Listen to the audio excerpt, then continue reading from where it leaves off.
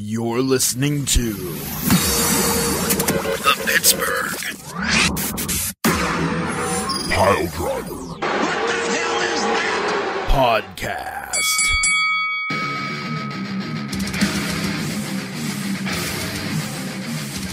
What time is it? What day is it? It's the day of Christmas. Nope, this isn't Lethal Weapon. This is the day of the Pittsburgh Piledriver Podcast because it's Thursday. And guess what we have for you? We have another picks episode because this is the month of picks, which is the month where Ransom loses the title because we have all of the picks, because every wrestling company in the world decided that they wanted to put on multiple events this month, which, you know, killed the cat that ate the rat that lived in the house that Ransom built. So we're going to go ahead and talk more. Was that cat's wrestling. name Bacon? We're going to have more picks. Yes. And I've eaten him because I like nope, can't make that joke. Hashtag stop that. We're going to go ahead and do some picks for wrestlings because that's what we do. However, this is going to be a neat episode because we only have the three amigos. It's not a suplex move done by the late, great Eddie Guerrero. It's the three amigos of the Pittsburgh Piledriver Podcast. The three OGs, the three dummies. Tiger Bomb Tom's not here because he's working on house stuff. I can't besmirch the boy for that because I know what that's like, and it's stupid because home ownership is bullshit. Stupidity aside, let's go ahead and talk wrestling with Poot the Bard and Beef the Legend because we're going to do things. Somebody direct this ship because clearly I'm not the captain for the job. I think, in true fashion, that Beef would probably be the best one to do so. Nailed it. Oh yes, Director Beef. If I may, that's my official title. If I may, play his entrance music. All right, go on. Beef coming back. Oh boy, here I go killing again. All right, boys. Ransom says to Beef, don't come back here with your bullshit. Here comes Beef, back with his bullshit. If you've never, sir. I gotta find and isolate that meme so we can throw it in here. Oh my God. Yes. Yep. All right, so lots of Lord have mercy. Great wrestling happened this week. Great. Not on Raw or SmackDown. I mean, maybe. Oh. I don't know. I don't watch them. No. So maybe. No. But lots of good stuff talking about tonight. But before we get into that, let's talk about the Chooserweight Open. Hashtag Chooserweight Open. As our current reigning, defending king of the world. Hashtag what? Take a knee. Kneel before Zod. Nope. Kneel before Ransom. Zod. Kneel before Zod. As our wonderful and captivating champion has mentioned, this is the month of picks because AEW is like, hey, you know what? Here's a great event. Here's a great event. Here's a great event. NXT's like, yeah, we got events. And WWE's like, you know what? Let's get on the party. So we gonna pick and pick and pick. So, this month, we have 4 competitors inside of the P3 and 4, allegedly, competitors outside the P3. I know what you did there. So this is the biggest month for the Chooserweight Open. Hopefully, it will continue to expand. I am not going to give score updates on the website. I'm going to say if you want score updates, go listen to our podcast because by God, sell that merch. So here are the score updates. You heard me. All right. $49.99, $59.99 for the HD version. 2 currently. Oh, is that $69.99 for the HD version without commercials? That's $69.99 for the OnlyFans version. Oh dear Lord, yes. Don't need that. Currently, says you. Much to the Mad King's chagrin, he stands atop the leaderboard with 23 points. Also poised at the top of the leaderboard. Leaderboard. Get him, boys! That's my least favorite bird. Well, I mean, it's a boy to prey.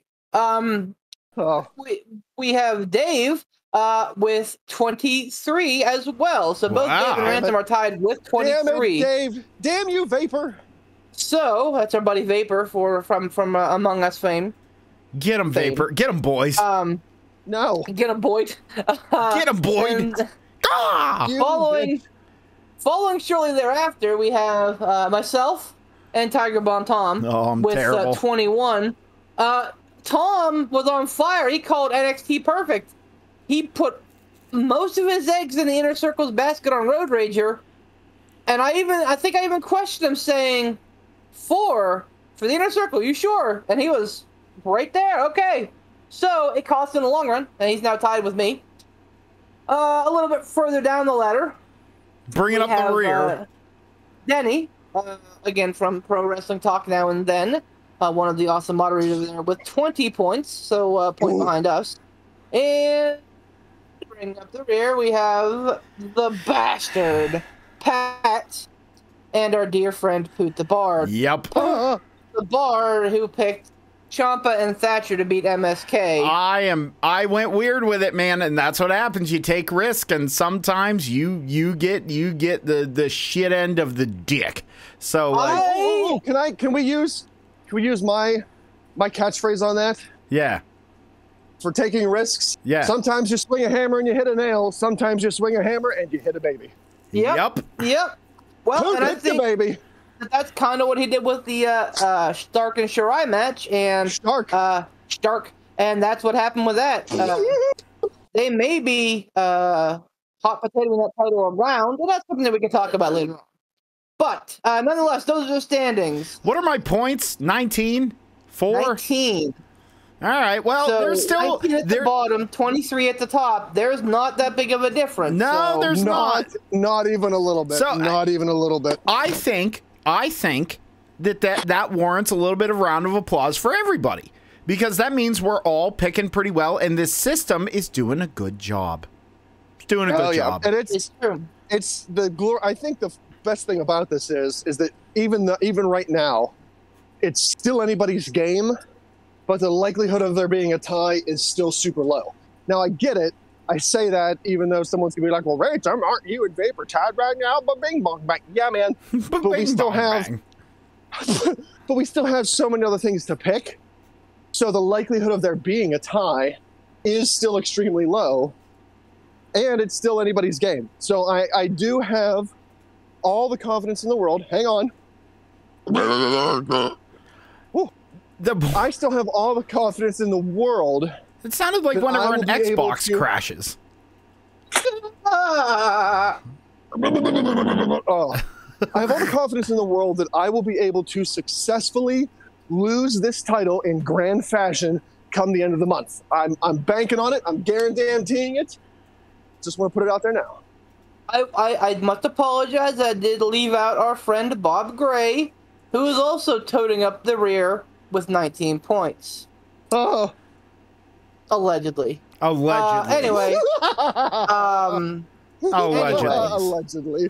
Allegedly. So we're going to jump right into the picks for this week, which is Fyter Fest coming up on Wednesday night. Yes, sir. Is this just one night? No. Fyter Fest is 2 nights, but we're doing it week by week. So this is Fyter Fest night 1. Got it. Night 2 to follow next week. Next week, for a preview, we'll be doing night 2 picks and Money in the Bank picks as well. So next week will be a big one. Yes, sir. Is that it? No. And then we have AEW Fight for the Fallen. Yep. Okay. All right. Got it. I mean, I don't think August is going to get any better, because we're going to have SummerSlam, obviously. We're going to have NXT SummerSlam weekend whenever they end up doing that. I don't know what's happening with that NXT UK event, but that may be sometime in that area. And then we got All Out, like the first week of September. So it's going to be a pretty bang, bang, bang here. Yeah, man. Wrestling hotbed. So. Hold on. Would you say it's going to be a little bing bong bang? I would say it would be the bangiest, babongiest. Nope, Ooh. you reversed the last two. Shit. Wadot and Chew. Figure it out, son. And Chew. All right, so Badas Gadinda. let's get started with the picks for next week, which are as follows. 5 matches have been announced for Fyter Fest Night 1. We have the returning Yuka Sakazaki. She was the one in the genie pants, and she was the one that wore the genie pants and kind of like had like the genie jewelry. Versus Penelope Ford. We also have Ethan Page versus Darby Allin in a casket match. That's a pretty cool concept. Matt Hardy versus Christian in a feud that spans eras, decades, and apparently companies. Brian Cage versus Ricky Starks for the FTW title. And John Moxley defending the IWGP U.S. title against Carl Anderson.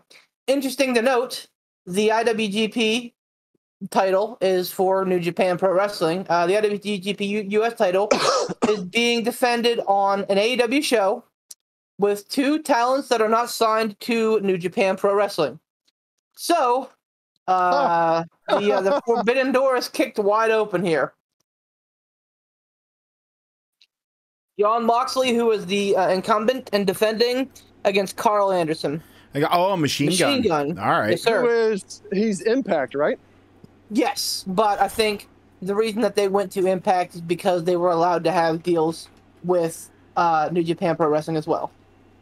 Got it. Oh, this is a tough card. Yeah, man. It's not going to go well. I'm excited for it. A lot of guessing. Yeah. So we will start with Ethan Page versus Darby Allin in a casket match. Ransom, as the champion, it is your right to start the bidding. So please tell us who you're picking and how much you're wagering. We have 5 points to wager this month. This week. Okay. Well, that's interesting. I think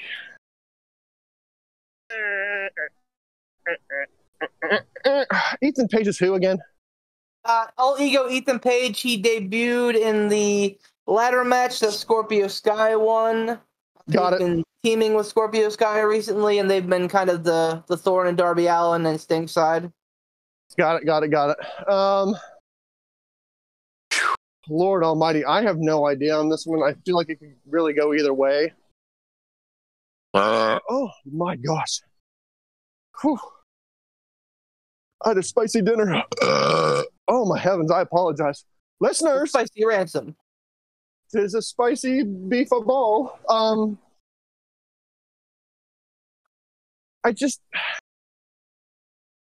Here's where AEW gets me, because I feel like a casket match has a Darby Allin victory written all over it. Like, this match feels like it's a match built for Darby Allin and AEW. Like, if it's not going to be involving Undertaker or Kane, Darby Allin seems like he's the most logical choice for a casket match. And I feel like the logical choice should win. Like, Darby Allin.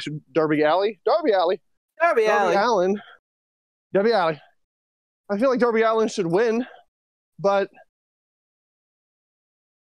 I don't know that AEW sees it that way. So I'm going to say, what the hey, and I'm going to go with Darby Allin, because maybe there'll be some Sting fuckery in there, which gives Darby Allin the win, or helps the win, and I'm going to go with 3 points. All right. I see this going Darby's way as well. The only thing is, I'm thrown off. It's timing's a bitch on this, because this is their second week touring. They have Rampage, the debut of Rampage, coming up next month, which yours truly will be at. And then they have All Out at the beginning of September. So I feel like they're like staggering some of these, I don't want to call them feud enders, but this to me should put the end on Darby Allin and Ethan Page and Scorpio Sky's feud. The only way it doesn't is if there's something fucky that happens.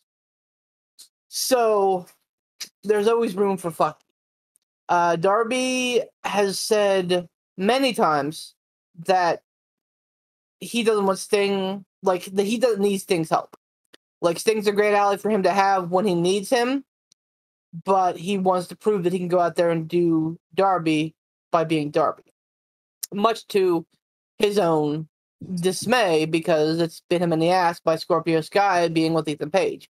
So I could definitely see, like, Darby opening up the casket to throw Ethan Page in after a coffin drop. Scorpio Sky being in there with, like, I don't know, can of mace or whatever, and, like, getting Darby, and then them double teaming him, put him in the casket, a la Royal Rumble 94, I think it was 94, when Yokozuna and the Rogues Gallery, how James Cornette bamboozled the Undertaker. But all that said, I feel like this is Darby's match to lose. You're 100% right. This should be Darby's, like, this should be the one to hang his hat on.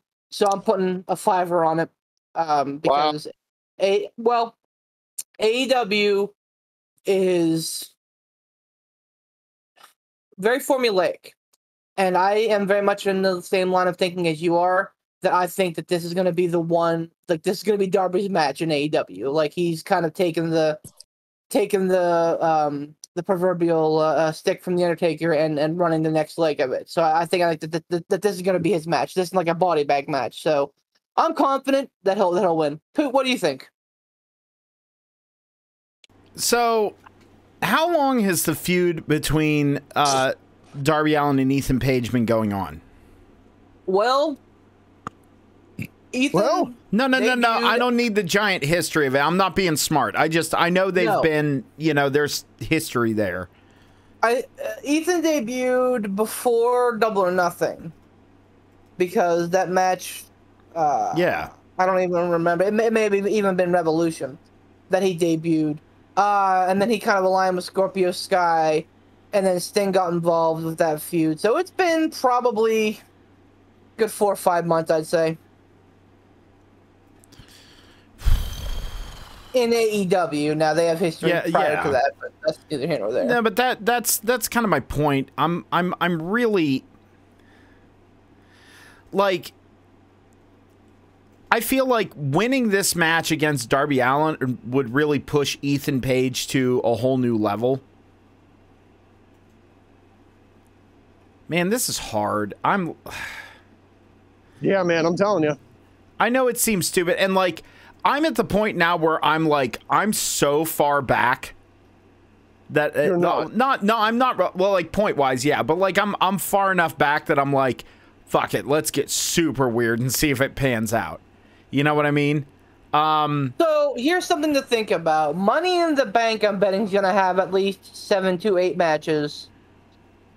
Fyter Fest Night 2 is probably gonna have at least 5, and then Fight for the Fallen is probably going to have at least 5 as well. Yeah. So, in theory, that's almost 20 matches, 20 more matches outside of these to pick from.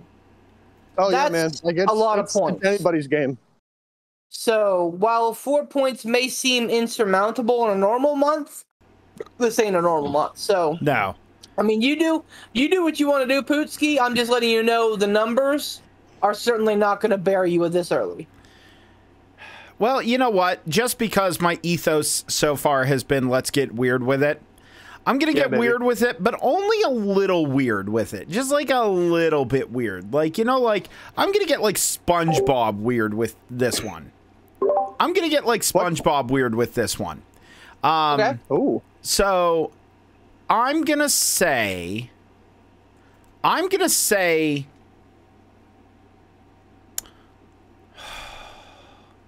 I'm looking at the rest of the card, and I'm kind of like, man.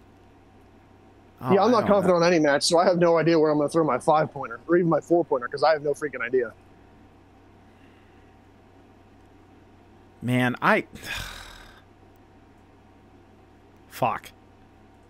This is the one that really kind of made me go like, because Darby, the problem with Darby is that, not even the problem, but like the thing with Darby is he could eat every pin in the universe and people would still love Darby Allin.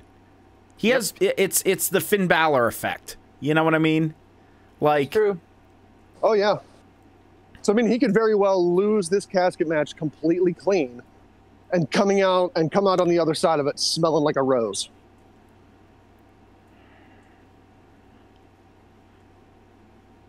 I'm gonna say Paige with 2. I like it. Yeah, man.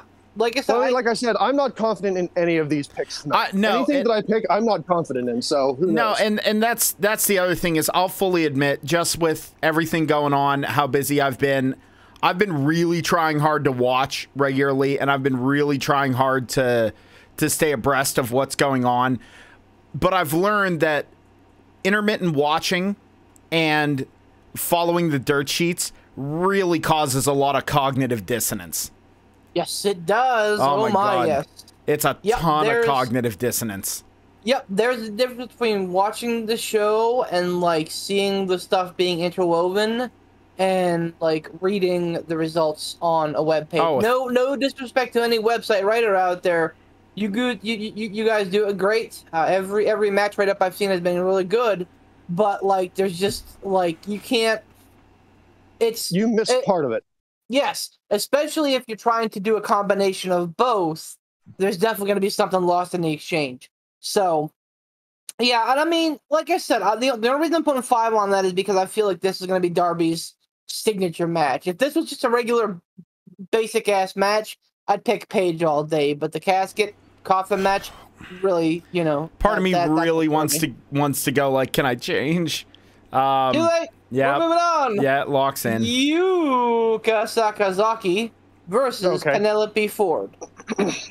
Sakazaki was big in the beginning. Hasn't been around, obviously, because of COVID. Took part in the women's eliminator tournaments they did back in the fall. That Thunder Rosa? Gosh, who won? Oh my God, I don't remember who. Oh boy, that's terrible. That just shows our point, and it's not bagging or being terrible here, but that just kind of proves the point that like AEW's women division needs some serious tweaking. It does. So she's the only way I remember her is she's the one that like, you know, kind of moves like a genie. She wears like the big parachute pants. She has like the big hoop earrings. That's how I differentiate her. And again, no disrespect to Joshi fans out there, and I know that there are ones out there that probably listen to a podcast. I'm not trying to bring in disrespect. I just don't know enough, so that's the way that I differentiate. Yeah, no bagging. And then Penelope Ford, who has been with oh fuck, why can't I think of his name now? Jesus Christ. They're with Miro and Kip Sabian. Yeah. She's Kip Sabian's better half. Sabian's on the injured reserve, so now Penelope is here looking like a dime. So we have Yuka Sakazaki versus Penelope Ford. I feel like Yuka Sakazaki is going to win this one because this is her reintroduction to U.S. fans on U.S. soil. I think that this is a way of bolstering the women's division, is by bringing back some of that Joshi product. And Penelope Ford has been hitting a lot of pins, and she's looking good doing it. She looks great. She is really improving in the ring, but I don't think that she's there yet. So I think that she will continue to eat the pin, but I'm not 100% sold on this one, so that's why I'm putting a 1-pointer on this one. Poot, Yuka, Penelope, who you got? Oh, it's absolutely going to be Yuka Sakazaki for 1. I'm following your lead here, Beef. Just because having... Now, and AEW does a good job, and we've seen it happen numerous times before where someone re-debuts or debuts. Not a debut, but when they re-debut, they will eat a pin. You know? Mm-hmm. Because, like, Penelope Ford, that's the thing, too, is I know for a fact Penelope Ford's been eating a lot of pins. Mm-hmm. So it's kind of like she could probably get a win, and having a win over Yuka Sakazaki could probably give her a little bit of a rub. But I feel like Penelope Ford will eat this pin, and then she'll start building up. So I'm going to say Yuka Sakazaki for 1. Ransom? Clean sweep. How many points you want on Yuka? Clean sweep, baby. Oh, 1 as well? Okay. moving right along, the feud that will not die. Oh, Matt Hardy, Matt Hardy versus Christian Cage. You know, the history. It's been 30 years in the making. Not quite 30 years, but it's been a long damn time with these two. Consummate professionals, I like them both. Pootski, who you got on this one? This is just a straight wrestling match. Yeah. All right. This is going to kind of be the beginning of, well, not getting weird with it, but like, I'm going to put Christian for 4. I feel like they're building Christian. I feel like they're pushing Christian. They're, you know, Matt Hardy, again, he's so likable. He could eat all the pins in the universe. And you know what? Having Matt Hardy lose this could re-break him. So I'm going to put Christian Cage for 4. Ransom? I'm also going to go Christian Cage because he hasn't won at a quote-unquote big event yet. He debuted at one. He was in the Casino Battle Royale. Lost that to Jungle Boy. Oh, pardon me. Again. Dear Lord, I apologize for the gassiness of this episode. I think, you know, with Matt Hardy having been around for a while, I think it would be... I don't think Christian's one of those guys, especially having the WWE sheen on him and the fact that he's a veteran. He's been around for a while. I don't think Christian is going to have the, I guess, fan explosion if he loses and continues to lose. I feel like that could hurt him. So I think the smart play would be to have Christian win this one, especially since this will be, I believe, his first, like, quote-unquote, big match, singles match, since coming to AEW. I really feel like you don't want to give him a loss here. So I as well am going to go with Christian, and I as well am going to put 4 on it. Okie you know, and this is a little indicative of one of the problems of AEW, which is big pocketbooks. It's kind of like a fat guy at a Golden Corral. You walk around all the stations, you're like, ooh, ooh, ooh, ooh, and you pile your plate up, Ooh, and you piece get to of your candy. table, and you get halfway through it, and you're like, what the fuck have I done? Ooh, fried chicken. Oh. Ooh, shrimp. And Ooh, ribs. You push it away, and then you're like, I could get a second plate, it's fine. So all the shit that you didn't eat on the first plate gets thrown away. My metaphor is this, that like they went out and they paid, I would imagine, a pretty penny for Christian Cage. Good veteran hand, a very, very likable dude who has main evented pay-per-views. Maybe not the star caliber of his buddy Edge, but pretty fucking close. So they pay all this money for him, and then, you know, boom, they bring in Andrade. Boom, they bring in Aleister Black. Like, now, you know, boom, they're like, hey, you know what? Let's start pushing our young guys, and Darby, and Jungle Boy, and Hangman. All of a sudden, Christian is going, so I'm here for what exactly? And he's just cashing the checks and going to catering. And that's, I'd rather have too much talent than not enough, but it would not surprise me if this comes back around at some point with being a problem. Just something to watch for. The match itself, I think I am also going to pick Christian Cage, because it does him, like you guys have said, he debuted at Double or Nothing and hasn't done so much since then, other than a couple of run-ins, and he's had a match, but he hasn't really done much of anything. So this is going to be his big, and I mean, you know, AEW probably had the foresight saying, hey, we're going to be going on the road in a couple of months. Let's kind of chill on him for a minute and then bring it back around. So I see Christian winning this one. I'm putting 3 on it. Brian Cage, the FTW champion, reigning since he's been crowned by Taz, versus absolute Ricky Starks for the FTW title. This one's tough, and I'm glad that I don't have to go first. Ransom, you're up on this one first. Who you got? Since I really don't have a whole lot of backstory on anything that's going on with this match, and again, this is my pick, so either or both of you can feel free to tell me to pound salt because it's my pick and it's whatever. But would either one of you care to lend some backstory on what's been going on with these two? Yeah. I'll catch you up as best I can.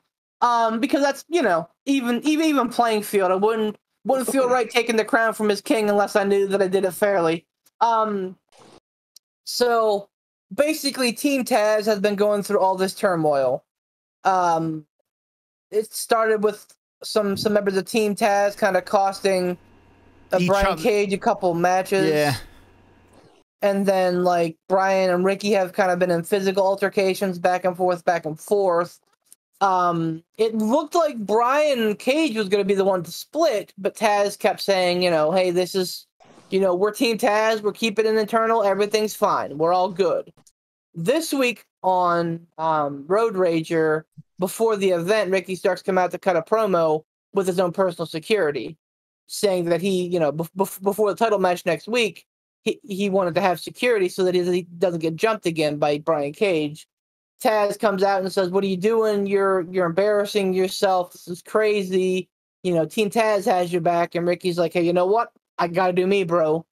And then Brian Cage comes out through Team Taz and wall ups on security. So I'm not sure if one or both of them are going to be in Team Taz after the match. I don't know who the face is in this scenario. I think it's Brian Cage. Just by dint of how they kind of booked the altercation this week. Brian Cage is seeming like the face. Ricky Starks is seeming like the heel. It doesn't seem like Team Taz has a clear favorite. It just seems like Taz wants the whole problem to go away so that they can get back to their business. Who did you say seems like the heel? Ricky Starks. Okay. Because wasn't that, what was the last AEW pay-per-view? All Out? Mm-mm. Double or Nothing. Double or Nothing, yep. Wasn't it a Double or Nothing where Team Taz came out to try to help and yep. What's his face? Who was he? It was Hangman versus Brian Page, or Right. Hangman Page versus Brian Cage, and Team Right. Taz Wasn't basically Brian cost Cage trying to? Yep. Yeah, wasn't he trying to shoo them away, wanting it to do it himself, and then he got real pissed whenever Team Taz came out to try to interfere. Yep. Okay. All right. I think I'm caught up. What are the 2 points that I have remaining? I know I have a 5. What else do I have? 2. A 2. Okay. I'm gonna go Brian Cage. Brian Cage? Johnny Cage? Is that it? Yeah, it's Brian Cage, yep. Damn it. Oh, Lord. Gee, I wonder if I should ever be on a wrestling podcast. Hey, man, Brian Cage, Christian Cage, Adam Page, Ethan Page, it's... Diamond Dallas Page. AEW's not making it easy. Nick Gage. So, yeah, I'm... Nick Cave and the Bad Seeds.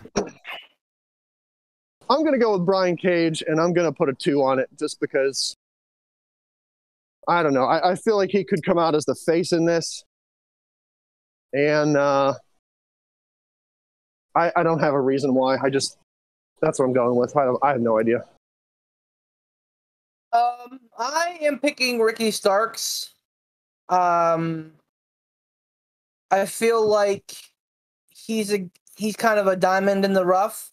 They plucked him from NWA back last summer during the whole Cody open challenge thing. And he's really acquitted himself well. He has the look, he's got the vibe, he's got the intensity, and he's great in the mic, and he's really good in the ring too. So I think this might be a coming out party of sorts for him. Obviously Brian Cage being the bigger, like fucking physical specimen that he is. Obviously this is going to be a David and Goliath type thing with the heel working the David role, which is really weird. But I think at the end of the day, Team Taz will get involved, and I think that they cost the Machine the match one way or the other. So I think that Ricky Starks walks out as the new FTW championship. And I think that you're right, Ransom. I think that then Brian Cage looks like a house of fire, cleans out Team Taz, and we probably get like Brian Cage versus Will Hobbs it all out, and for your usual big hoss match. But yeah, I think that this will kind of put a rock on his back, so to speak. Poot, I'm sorry, I'm putting 2 points on Ricky Starks. Poot, what do you think, buddy? I am agreeing with Beef on this one because absolutely, because I could see, you said Taz isn't really picking a side. He just wants to get back to business. Can you just imagine that the promos that Taz and Ricky Starks, because Ricky Starks is good on the stick as well. So I think that, phenomenal.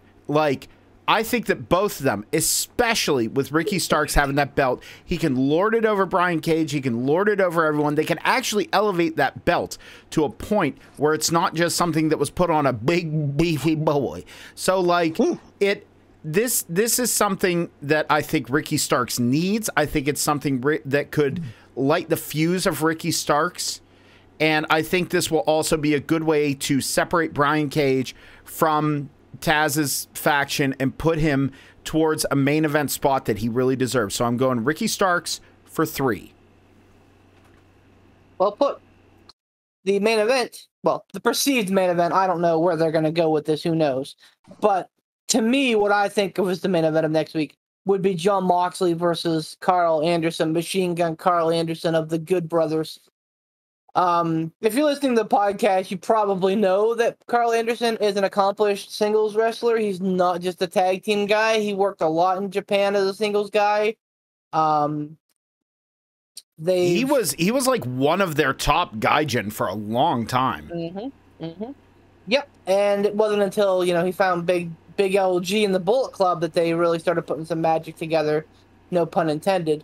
So, this isn't as sure a thing as it may seem. I don't mean to sow any seeds of doubt. I'm just kind of throwing this out. I just like they're talking. They made reference of it on air that Carl Anderson is heading to Japan, and he wants to take the U.S. belt back with him. So that would be an interesting angle, obviously, the guy, the OG recapturing and reclaiming the title and taking it back to foreign soil. It's Jon Moxley. I'm up first. I'm picking Moxley. And I'm putting my 4-pointer on it because, again, it's Jon Moxley. So that's my story. I'm sticking to it. Poot, this is your 5-pointer. Who you got? Oh, you remember when I said I was getting weird? Here we go. Machine Gun Carl Anderson for 5, baby. Okay. I think with him heading back that way, I think, honestly, yeah, I know the Good Brothers will be a tag team. They'll be a this. But I think having him roll back in there with a belt and having him kind of reclaim after everything that he went through, self-inflicted it may be, but rebuilding himself, rebuilding his career, and rebuilding everything that that he's kind of had in the past. Iron sharpens iron and fire tempers steel. You know what I mean?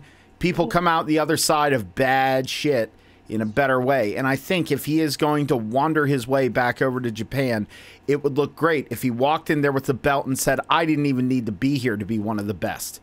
You know what I mean? So I'm going to get weird with it, and this is where I'm getting weird, and this is where I'm going to absolutely lose my even close shot at the belt.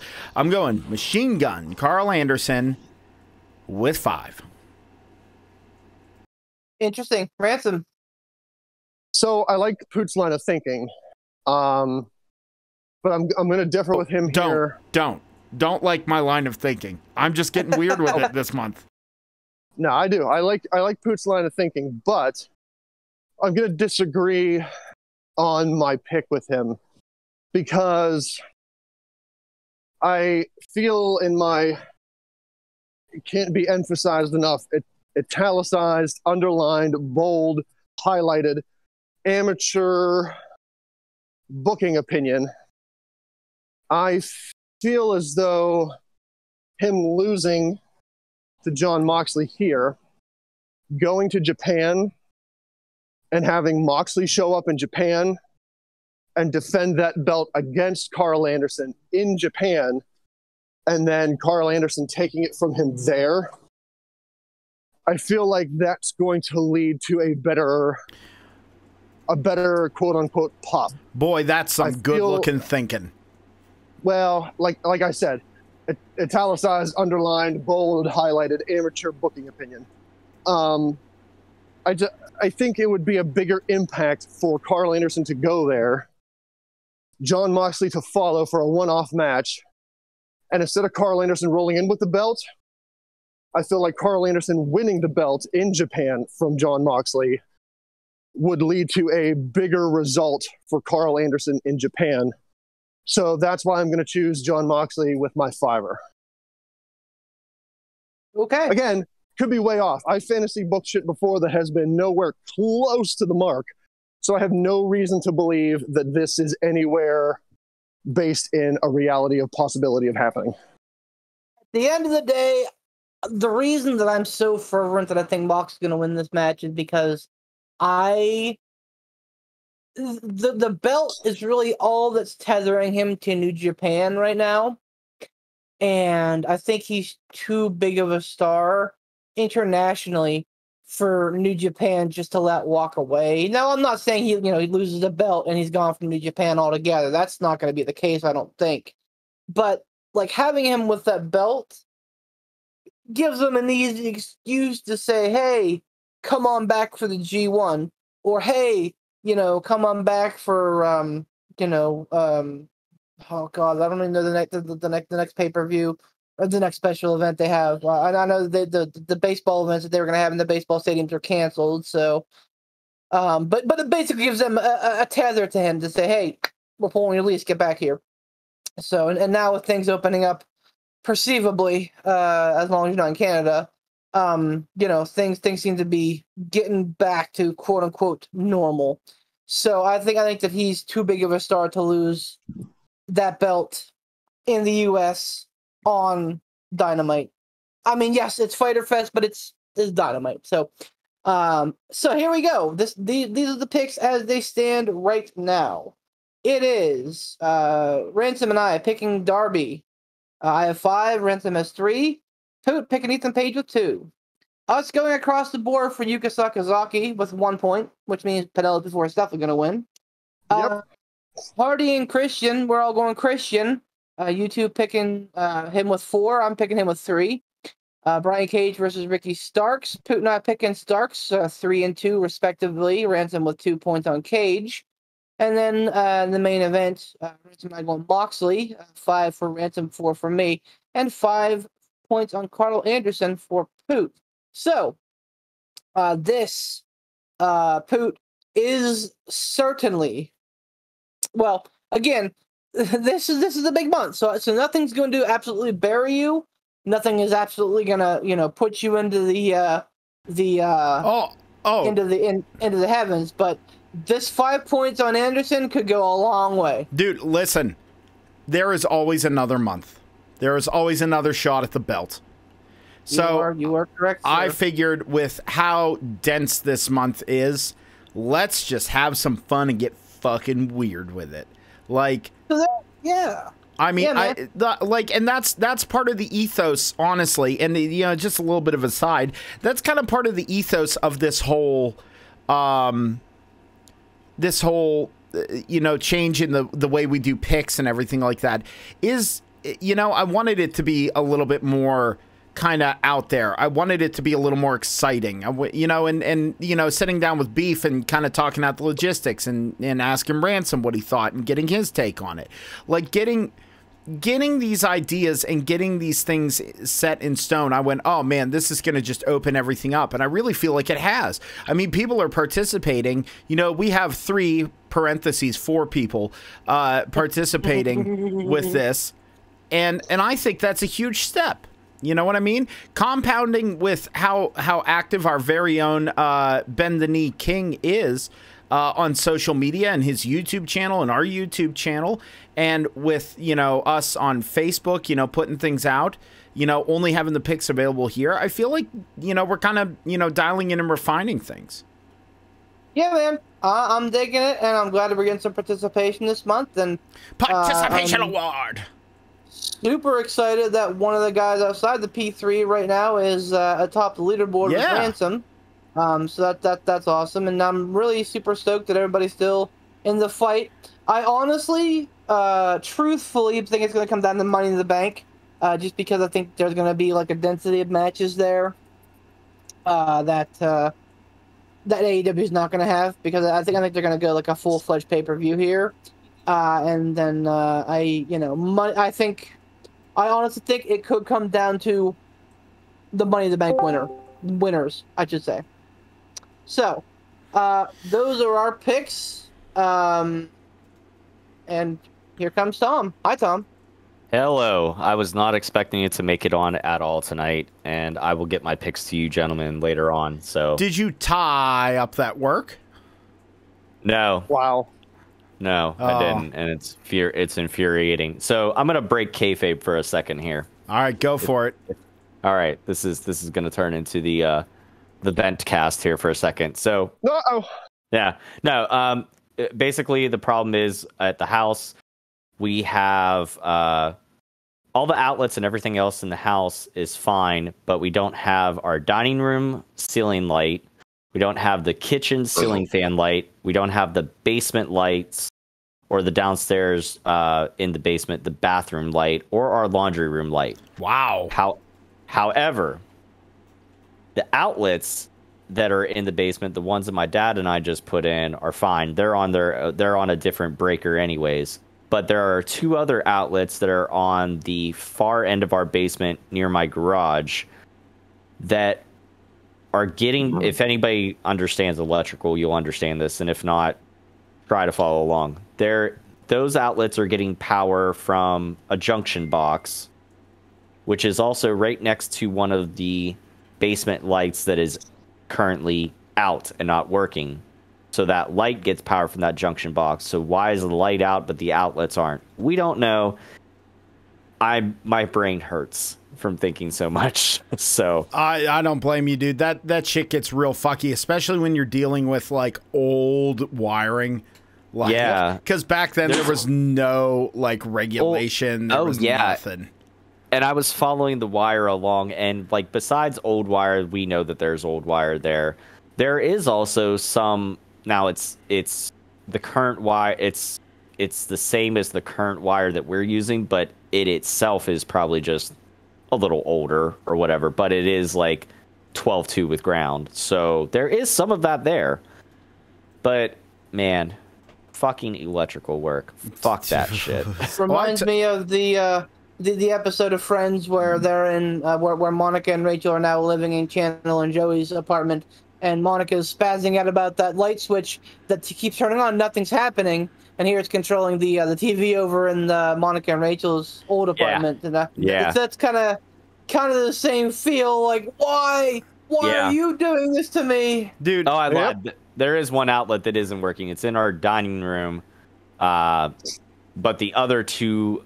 The other 2 outlets in the dining room are independent of that one, and they're working just fine. So yeah, fuck me, right? Well, I said, man, my lovely bassist in Hellbent and also member of the Hookah Chats podcast, who I've mentioned before, is studying to be an electrician. Like he already knows about electrical work, but he's going there basically to go, okay, now I can tell people, hey, here, this, Fine. Yeah. You want me to have a piece of paper? Fine, I'll do it. And he's learning a lot. And you know, if you need help, I'm sure he would be willing to give you a Make the handy. drive from Clearfield. Dude, no, you don't understand us. You guys can make fun of Clearfield shit all you want, but Beef can attest to this. Oh, no. I'm saying make the drive from Clearfield. That's a hell of a. That's a trek. Dude, he would. And even if I said, Matt, I'll get you some beers and we'll hang out and we'll go to Pittsburgh and we'll get a burger or something. Like, he would absolutely probably come check it out and help you. Like, We'll have to discuss this more off the podcast for sure. Also, sorry, Matt, for throwing you under the bus like that, but I'm gonna. No, he's not. Sorry He's for probably volunteering not. your services. Look, speaking of burgers and volunteering of services, Beef said something earlier. Alistair Black is now somewhere. Yes, sir. He made his made his official debut as Malachi Black on AEW Road Rager. Oh shit! I'm fucking here Black. for it. I am here. Yeah, for man. It. Wow. And he came out with the eye that Seth Rollins popped out. He with it like all blackened and like he was wearing like a pale blue contact in it. Like he was working the eye angle, and I'm like, that's fucking big brain right there. That's you know? how you fucking do. Like Now, who was Alistair Black? What was his name on the Indies? Tommy End. Tommy End. And they did So- make reference to that on Dynamite as well. Now, I do have a question then. So, does somebody have Tommy End trademarked? Is there a reason why he came to AEW not as Tommy End, but as Malachi Black? I can. Now, I get it. I Like, can. hold on. I get it. Like, everybody knows him, from WWE fame as Alistair Black, yada, yada, yada. But when I put the two names back to back, when I put Tommy End beside Malachi Black, I'm not here for the name. Now, I understand, like, I have no doubt in my mind that I'm going to have opposition to this, especially on this podcast, and that's fine. I'm not arguing anything with anybody. Maybe after a while that name will grow, but right now, when I hear the name Malachi Black, I think Mordecai. Yeah. Now, I understand they're character-wise not going to be the same thing. It's not. I know that. But that's where my mind goes. My mind goes to that character, Mordecai, when I hear Malachi Black. So I'm just wondering why he didn't go with Tommy End, if there was a reason for that. May I? Beef, Yeah. may I? Real quick, I just want to say, like, we're the kind of people that remember names like Ludwig Borga, Bastian Booger, and Heidenreich. Yeah. The normal fan that's watching right now has no fucking idea who or what a Mordecai is. Fair enough. Like we are atypical, and I think that you know exactly what I was gonna say. So please, say it more eloquently. If I may. Okay, so whenever Alistair Black, Tommy End, Mordecai Black, whatever you want to say, the way that I gleaned from this was whenever I watched his live stream discussing his release, because he's on Twitch, and I highly advise you go follow it, and also watch the interview or the basically the live stream he did where he talked about this. What is his Twitch? I'm gonna follow that right now. I'm pretty oh, son of a bitch. I think it's Tommy End. I think it is under Tommy End. I can't remember off the top of my head. But like, if you go and watch that and follow him, like if you watch that whole thing, his creativity and how he weaves this character, and you hear about the stuff he did in WWE that was like a bunch of minutia to the color of his ring gear was reflective of his mood, the character's mood, and like what he was going for. Like it's really fascinating the amount of thought that he put into it that just didn't come across because WWE ham-fists the piss out of everything. So like you really should go and watch like that. But then seeing him debut now as Mordecai Black and seeing him or not Mordecai. Oh, sorry, there it was. Black, nailed it. All right. Anyway, the Malachi Black, you see him debut as this.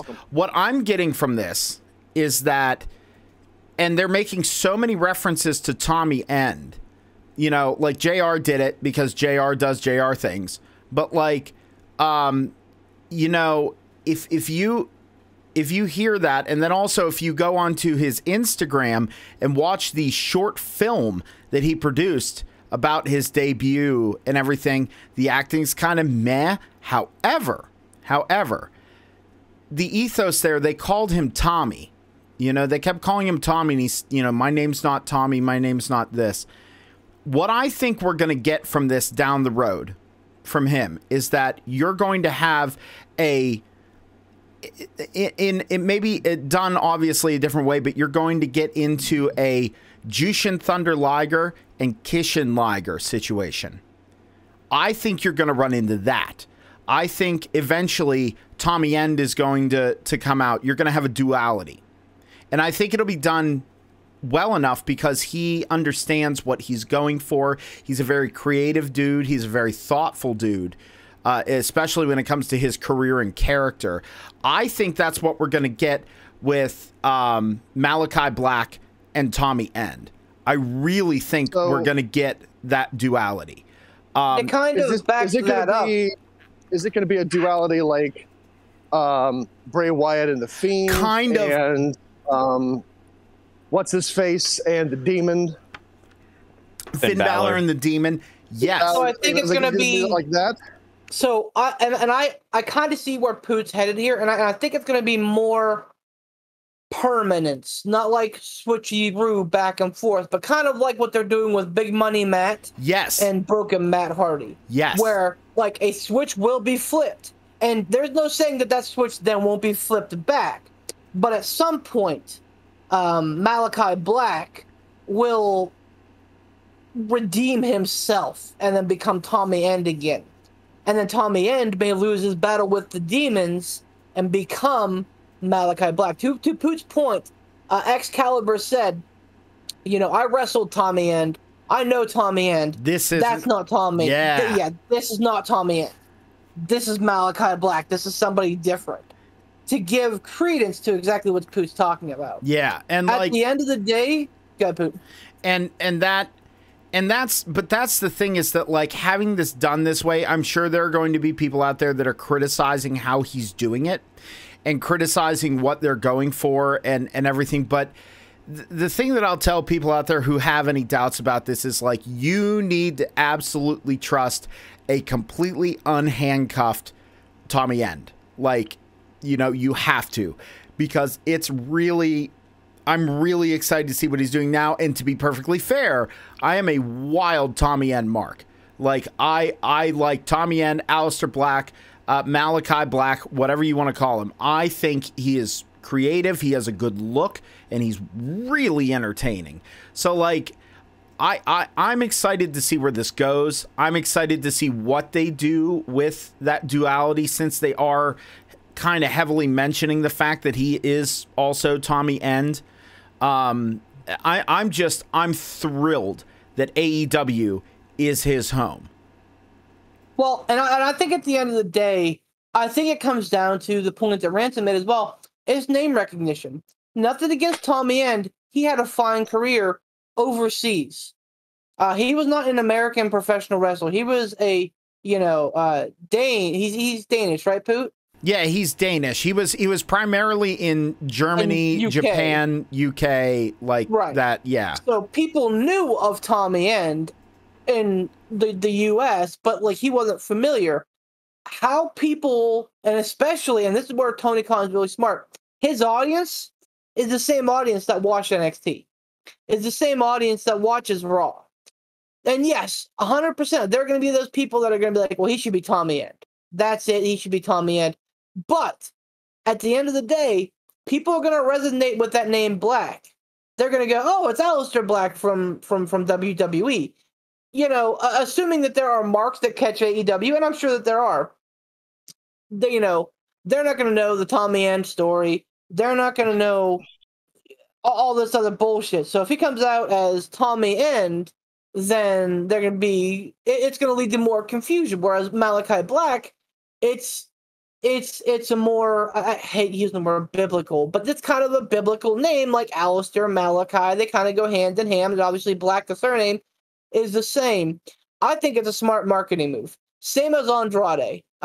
They kept Andrade and they added El Idolo, which makes every bit of sense in the world. So Tommy and Aleister Black, Malachi Black, whatever you want to call him, everyone thought that he had a 90-day contract, no compete clause. Meltzer, and you know how Meltzer is, 6 one way, half a dozen the other. He's reporting that he actually had a 30-day non-compete clause, which would make sense here, and that it was done because of a writing snafu, just an oversight when it came up from NXT. Apparently, NXT athletes don't have 90-day compete clauses. They have 30-day compete clauses, so no compete clauses. So whenever they go and they get an official, pro contract, quote unquote pro contract with WWE, not just the NXT talent contract, that's bumped up to 90 days. Apparently with Black, that never happened. So he skirted, and the best part was not a soul knew. Nobody knew that Aleister Black was in town. No one knew, and he was saying all the things that made you go, oh, he's probably definitely going to go to AEW, without saying, hey, I'm going to AEW. But for him to show up 2 months before anybody thought he would, priceless. It was a tremendous debut. Now, I do have a serious question. How long is it going to be before JR refers to him as Aleister Black? I honestly don't think that will be the case, because JR wasn't super heavy whenever he was in heavily. It wasn't super heavily involved. Yeah, he wasn't there. He wasn't there. So he knows him he would have no reason. Yep. He knows him as Tommy End and now Malachi Black. If anything, if anything, he'll be called Tommy End more than Malachi Black. Yeah. And that's JR being JR, although he was better this week. So yeah, you saw the in-ring debut of Andrade, which was his entrance gear. Loved it. Loved the shout out to LIJ. Yeah, that was very smart. I don't know why they were so close up on his chest and his mask. I mean, I thought it was cool, but I think who's LIJ? Los Ingobernables. Los Ingobernables de Japón. Right. Or Los Ingobernables, which means the ungovernable. Basically, they are one of the big 4 factions in New Japan, that's headed up by Tetsuya Naito, which contains, used to contain Evil, and oh hell, it's been so long since I watched New Japan. Sonata, wasn't it Sonata? Bushi. Yeah. So, and then they also had a stable in Mexico in AAA that Tetsuya Naito was also the leader of, which was Los Ingobernables de Mexico, I think it was. Yeah. So it was him and La Sombra and some other cats. So it was a very smart nod. I'm not wowed by his theme. His theme it's kind of doesn't impress me. But his look, his style, everything about it screamed, this guy is going to be here for a while. And also, that guy is made out of cast freaking iron. He looks like $1 million. Like, for him to wrestle and debut wrestling, and for Malachi Black to debut on the same show is telling. Basically saying, hey, look what WWE had less than 2 months ago. Now we got him, and watch what we're gonna do. So his debut, you said, happened last night at the Road Rager thing? That is correct. So basically, the lights went out during Cody's match, and then they came back on, and Cody was like, okay, whatever, because apparently the strap match was not the strap match they had before. This strap match was a 4-corner strap match. So Cody got, I don't know.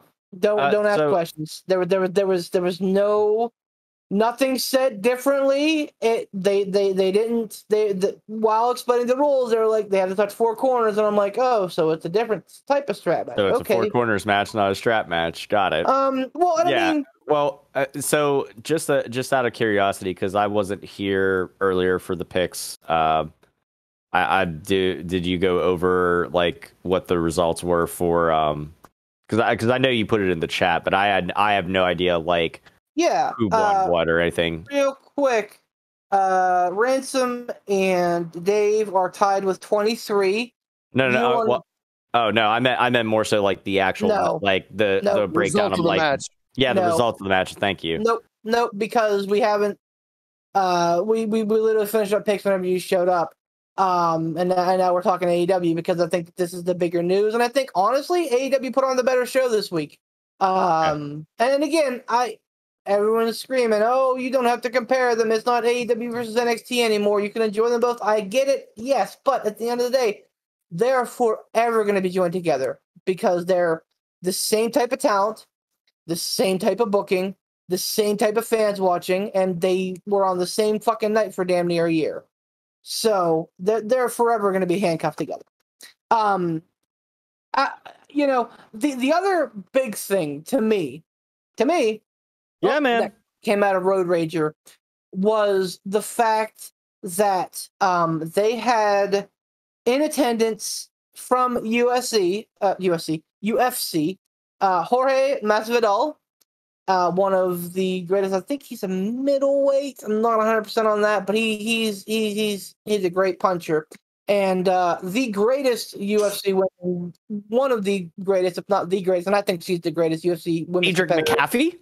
No, is Amanda Nunes, the lioness. Amanda cool. Nunes. She's a dual. She's holding both titles in UFC for both weight classes for the women.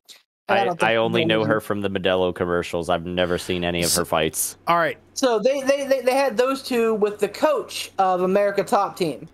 Okay. And like Tony Schiavone went out into the crowd, was like, "Hey, we're here with Jorge Masvidal and Amanda Nunes," and the coach of America Top Team, which is a UFC quote unquote stable. They're the gym team, the where they all train. Yeah, kind of like how the Shamrocks had the Lions Den or whatever, but back in the day. And, Team Gracie, etc. Yeah. So the coach, and I believe his name is Dan. Oh, I'm gonna butcher the last name. Anyway, Severn. Severn. Oh, damn you! He got on the mic and basically cut a heel promo. Dan Lambert. He basically cut a heel promo on AEW. That led to Lance Archer coming out and just hitting him with the I can't remember Lance Archer's what they call it in here. The pain stick. Yeah, the reverse Rager's Edge. To me, you don't go on national TV like that if you're in UFC unless Dana White says, "Sure, go ahead." Oh yeah. So, because I don't. Now, UFC is a weird crowd of cats. I love UFC. It's awesome, and it's way better than watching WWE pay-per-views. Save NXT and AEW pay-per-views. UFC is way more fun to watch. So they don't always conform to rules, i.e. Conor McGregor, who kind of does his own fucking thing. And at the end of the day, if you're making money, Dana White's like, "Hey, fuck it, do what you want. As long as you show up here, with weight, you're fine." But at the end of the day, I gotta believe that two big names like that and a big name team wouldn't do something like this without his go ahead. Which tells me I doubt it. That Tony Khan has, to me, a better working relationship with Dana White than Vince McMahon has. After 2 years, Tony Khan has a better relationship than what Vince McMahon has his whole career. That's because he's not a crazy megalomaniac asshole. Or at least doesn't seem like it. That's the problem, is that he has the best interests of now obviously he wants himself to come out on top. He wants himself to come out, smelling like a rose. But I think he also goes, "Listen, if we work together, we're all going to make a shit fuck you ton of money." And he wants everyone to make a lot of money because the better that deals work for both parties, the more they want to work together, the more leeway both sides will get, and the better everyone will do. including the fans. And that's something that Vince McMahon doesn't understand. I want to keep going on this thread, but I want to put a button on something really quick, if you don't mind. Sure. Do it. All right. So you might be sitting here thinking, when was Aleister Black released from WWE? Oh, that's right. The beginning of June. It is what currently day? That's right. Thursday, July 8th, right? How is that possible? The 90-day compete clause, right? You touched on that when I pissed? Yeah. Oh, damn it. Yep. You bowed about Meltzer. You bowed out. Sorry, and then, yeah, thanks, Beef. By the way, I'm looking. And Beef was pissing and pooch Wheaties. Yeah, buddy. No.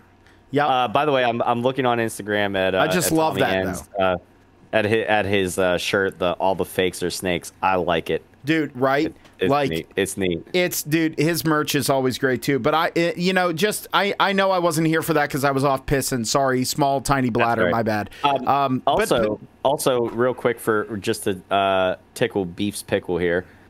Since I know he's such a Keith Lee mark, right before that Tommy N post on Instagram, I see a post from Keith Lee, and it's him holding up the NXT North American and NXT Heavyweight title, and it said, "Many of you are reminding me of this day a year ago. So much has happened since then.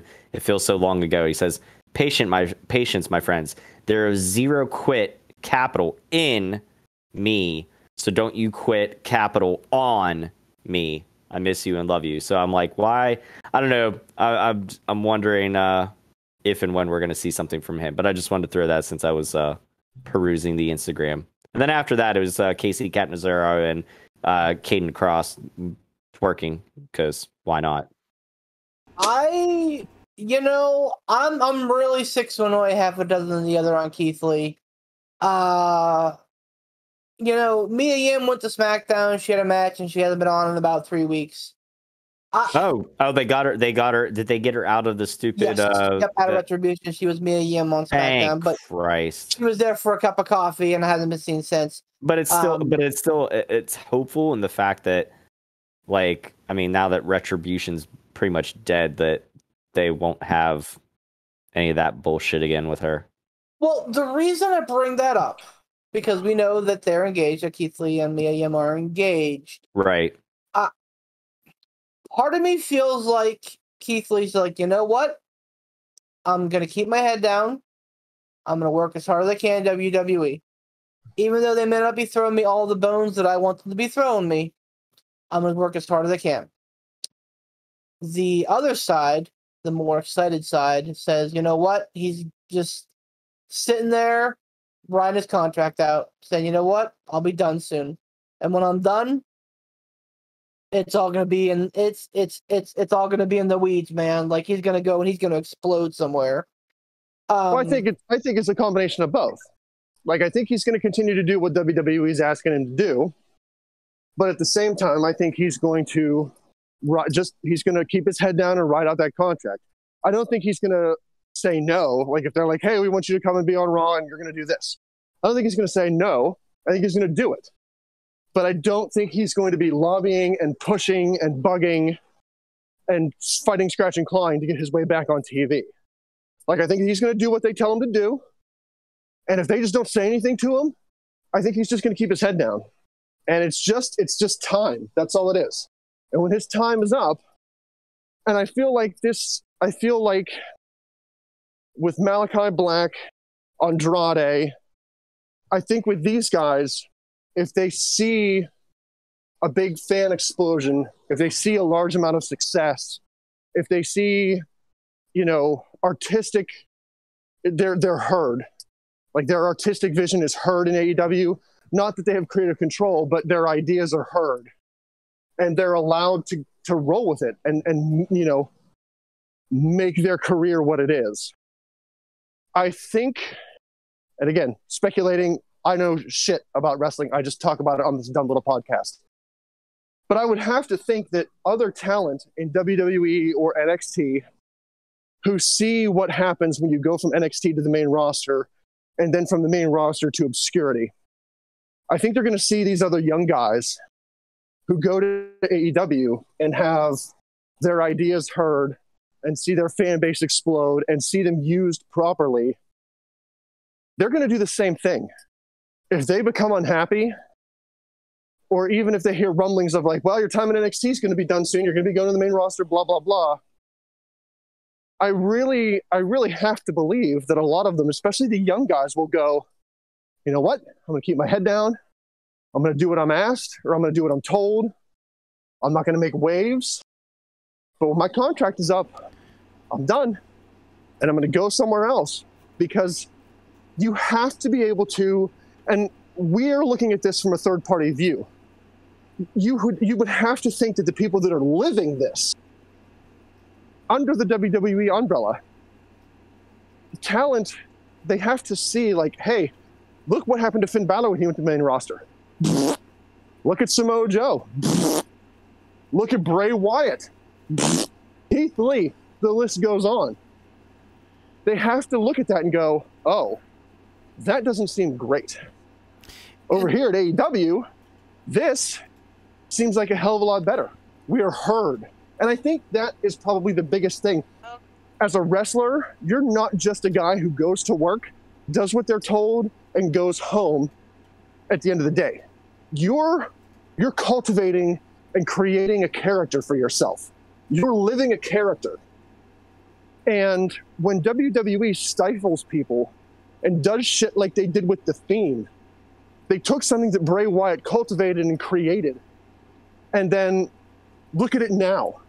Swamp Wizard Bray Wyatt, The Fiend Bray Wyatt, look at what they've done to that. And then you look over here at AEW where ideas are heard. People listen to you. People give you the opportunity. They say, you know what? If you have this vision, if you have this idea, we're here for it. Roll with it. If it works, great. You've done something successful. If it doesn't work, hey, you know what? We'll figure something else out. I have to think that more and more young talent in WWE is going to see that and go, uh-oh, maybe WWE isn't the promised land. Maybe over here is better for me because I'm heard, I'm listened to. My ideas are cultivated and grown, not stifled and stomped upon. And, you know, I think, first of all, I don't think we say this enough. It's a tragedy that we're having this conversation right now because, you know, yes. you think about it because, and nothing against AEW or anything or any of the other promotions that are out there, but like, you know, you got to feel for the talent who are not only young and this is their dream and they make it to the quote unquote promised land, and you look around and it's just like desolate. You know, all your hard work and everything has gotten you to this point, and you're, you know, clawing, fighting, kicking, screaming, some people sleeping in cars, and to get to this point. And then what? You're like, where's my career gonna go from here? When you reach the top of the mountain and you realize, oh, it's a foothill. There's nowhere for me to go, and if I do, I'm gonna flame out really quick, and I'm gonna be relegated to the undercard or to strictly house shows, or hell, released before my time is done. And then what do I do from there? Of course, there's plenty of opportunities, more so than frankly ever. But the point is, you know, whenever someone goes to WWE, I mean, it's, you know, it should be like, this is it. This is the pinnacle. This is something huge. And it's not anymore. We look at it as like, oh boy, they're going to fuck these people up. And then what's going to happen to them? They're going to leave the industry. They're going to move on to something else. Their dream's going to be dead. Or, oh, they'll go to AEW. They'll go to NWA. They'll go to Japan. They'll go to Impact, whatever. And they'll be used better. Or at least they'll still keep being able to keep doing the thing they love to do. Like, and that brings me back around to my original statement. It's a tragedy that we constantly talk about WWE this way. I'm not saying it's not warranted, but it's a shame. It is. It is a shame because of the global reach that they have, because of how big they are. There is no reason why young talent shouldn't be exploding in WWE. There's no reason why young talent go from being the king of the mountain at NXT up to the main roster and flourish. There's no reason for that to happen. And my hope is that as long as the bullshit in WWE continues, My hope is that more and more young talent will begin to see WWE for what it really is. WWE is a mirage in the desert. You think you're making it to the promised land. You're struggling. You're busting your ass. You're tired. You're hot. You're thirsty. You see this beautiful paradise and you think, finally, after all of my hard work, I've made it. Finally, I've made it. But it's not the paradise that you see from afar. Once you get there, you realize that that paradise is a mirage. And my hope is that, A, when a certain someone is no longer there, that will change. But until that person goes away and until that change happens, I hope that people really do start to see WWE as the mirage that it really is. It's not the promised land anymore. Back in the day, maybe it was. Maybe that was the big time. But nowadays, it's not, because it's not just about money anymore. Tony Khan has the money. It's not just about being on television. Tony Khan's got the TV deals. Now, instead of it being about those things, it's about your creativity being grown. It's about you sowing the seeds of your character and allowing your talent to be shown, both in the ring, on the mic, and in your mind. And AEW is doing all of that. And again, like Poot said, it's a travesty that we have to talk about it like that. It's a travesty that we have to constantly shit on WWE and praise AEW for the things that they're doing. But the fact of the matter is, there's a reason why that's happening. There's a reason why we talk about this like we do, because we can see it. If you watch the programming, you can see it happening. You can see it before your eyes. If you take off the rose-colored WWE glasses of, the nostalgia of the Attitude Era and the Ruthless Aggression Era, you take that off and you start to realize, oh, it's not the big time anymore. It's not the promised land. Yes, WWE does have WrestleMania, the biggest wrestling show, arguably, that is out there right now. But is it really worth struggling and having your ideas stomped on, shot down, and you being put in stupid, dumb, terrible angles, being handed a script week after week and being told, you read this. This is what you say. In order to get yourself that WrestleMania moment, is it worth it? Maybe. To some people, it might be worth it. But to others, they might look at it and go, you know what? Being handed a script, my ideas being stomped and shat upon all the time, it's not worth that WrestleMania moment. I'd rather go somewhere that doesn't have the clout that WrestleMania has, but lets me be me and lets me show my artistic creativity and backs that and embraces it and doesn't hand me a script week after week and say, word for word, you read this. End of speech. So just to put some thoughts and some tenable things here. Keith Lee signed in May of 2018. It's speculated that most NXT contracts are between 3 and 5 years. Now, do they sign a new contract when they go from NXT to Raw or SmackDown? I don't know. Aleister Black does that apparently restart and sign an extension? I'm hoping not, but who knows? Well, and again, I'm just 100% just throwing out dates and speculating. But his last independent booking was on May 25th of 2018. That would put us right in that wheelhouse of a 3-year contract, and it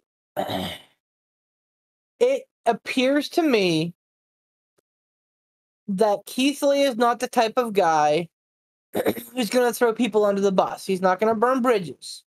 Nope. I think if Keith Lee's contract is over, the only people that know about it are probably WWE, Keith Lee, and Mia Yim.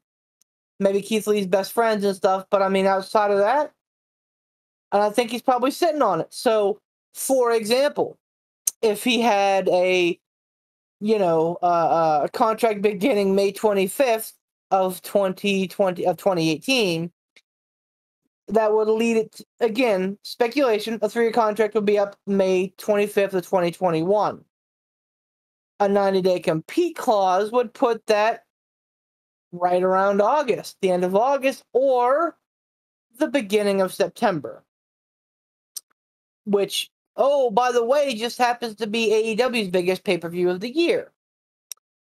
Now, again, I am not putting my mouth on trouble. I don't want to speculate. I don't want to sit here and say, oh, I know this because I read this, or Dave Meltzer said that, or anything. I'm saying that, like, when I saw that Malachi Black debuted in AEW before I saw it on AEW. And that bummed me out a little bit because I'm like, holy fuck.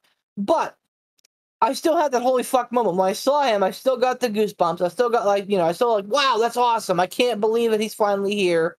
And, finally. I can't believe he's here. It came as a shock. So if you're going to have Keith Lee show up at AEW, and you're going to have him show up at All Out, I would do it the same way that you did Black, where no one knows that his contract's up, no one knows that his non-compete clause is up, and boom, he's here. Chicago would come unfucking glued. So, and again, speculation, just throwing out dates and contracts, and just the vibe I get from Keith Lee, just how cryptic some of his posts are, it leads me to believe that he doesn't want to do business in WWE anymore. And if I'm being real, I can't fault him for that.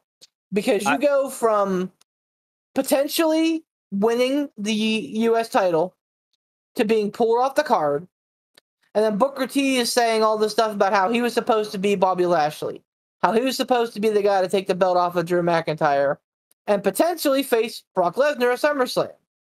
That was supposed to be Keith Lee, and now here we are, and it's not going to be. And it wasn't for whatever reason. So I would not fault the guy one iota. If he said, fuck you, I'm not coming to work, I'm going to sit here and get paid, you do what you want with me.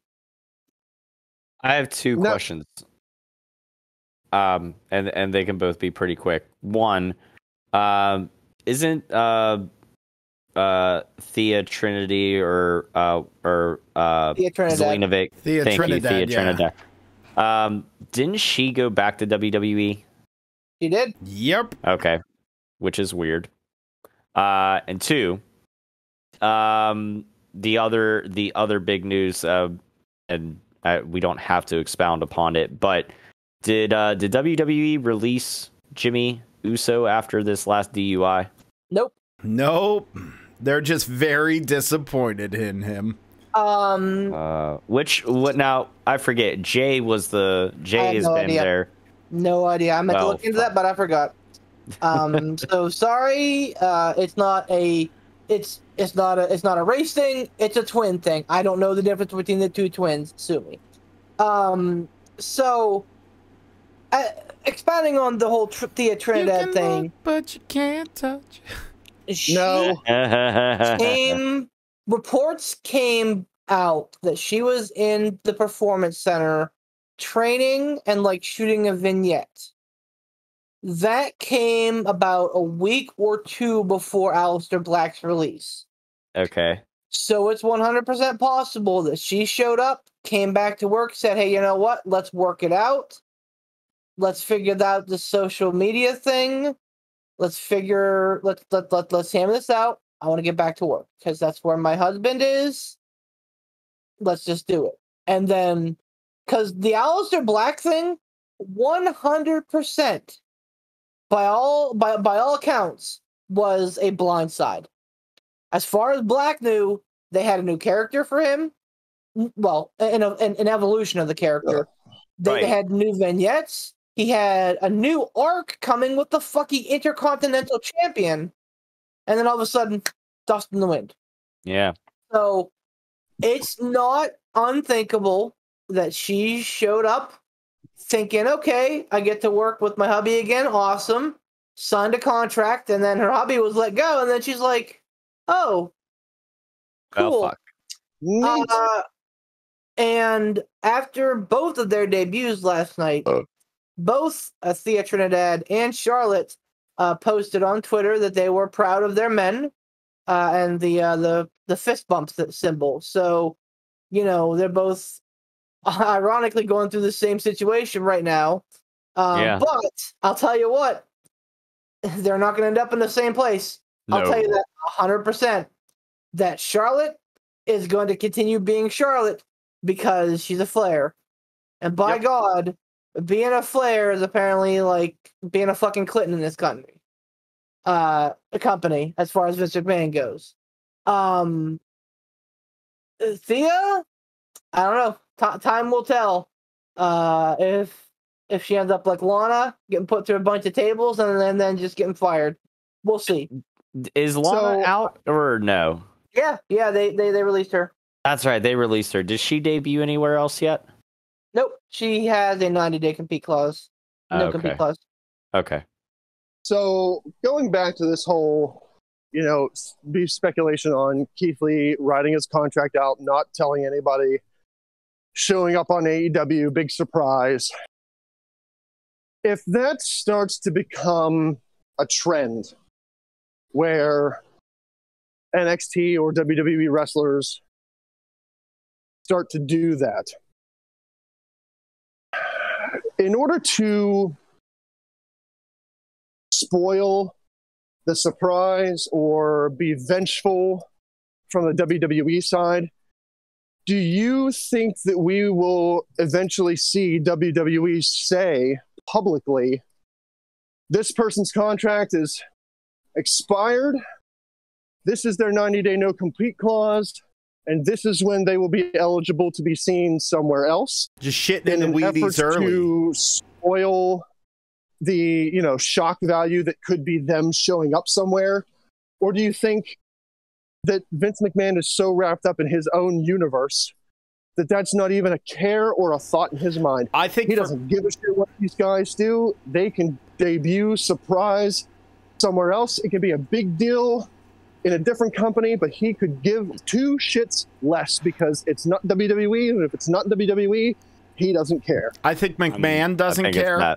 I think McMahon doesn't care, but I'll bet you the powers that be are like, that they would come to him and they would say, hey, if we do this, it'll shit all over, blah, blah, blah. And McMahon will go, oh, fuck yeah, shit's great. Let's do it.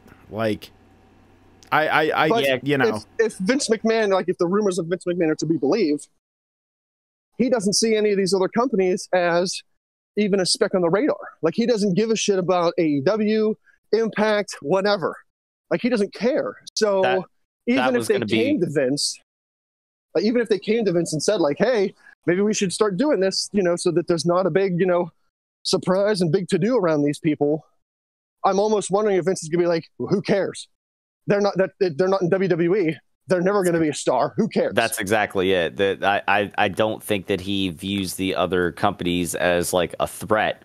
I'm sure he recognizes them to some degree. They're on his radar, which is why you had that giant that period of time where they were signing all these people to these long-term deals and stuff, like Michael Bennett, and Maria Nellis and everybody else, that all these people they were signing to these long-term deals, or they wanted to try to sign to these deals because at that time, I think Vince was kind of realizing like, okay, this could be something here. Maybe his opinions changed, maybe not. Maybe the fact that NXT isn't on Wednesday nights, Vince is in the mindset of, we don't have to worry, we're not in direct competition with them or anything like that now. So that could be it. But if it's it would really have to come down to the powers that be. And if we talked about it a while ago, there could be a chance that, there is somebody that they're looking to sell WWE, that it's not going to be, just in Vince's hands or whatever anymore. I mean, yeah, it's a publicly traded company and everything, but there are people pushing. We talked about it before. There's the one guy, I can't remember his name. He is the president of something within the company, like on the board, and he's kind of been.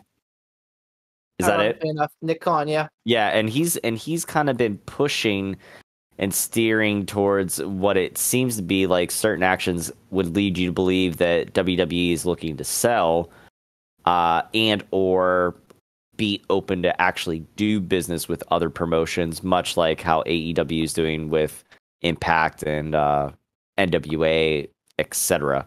So hard to say. So I believe, and I come back to 1999, man, or 2000, or whenever it was.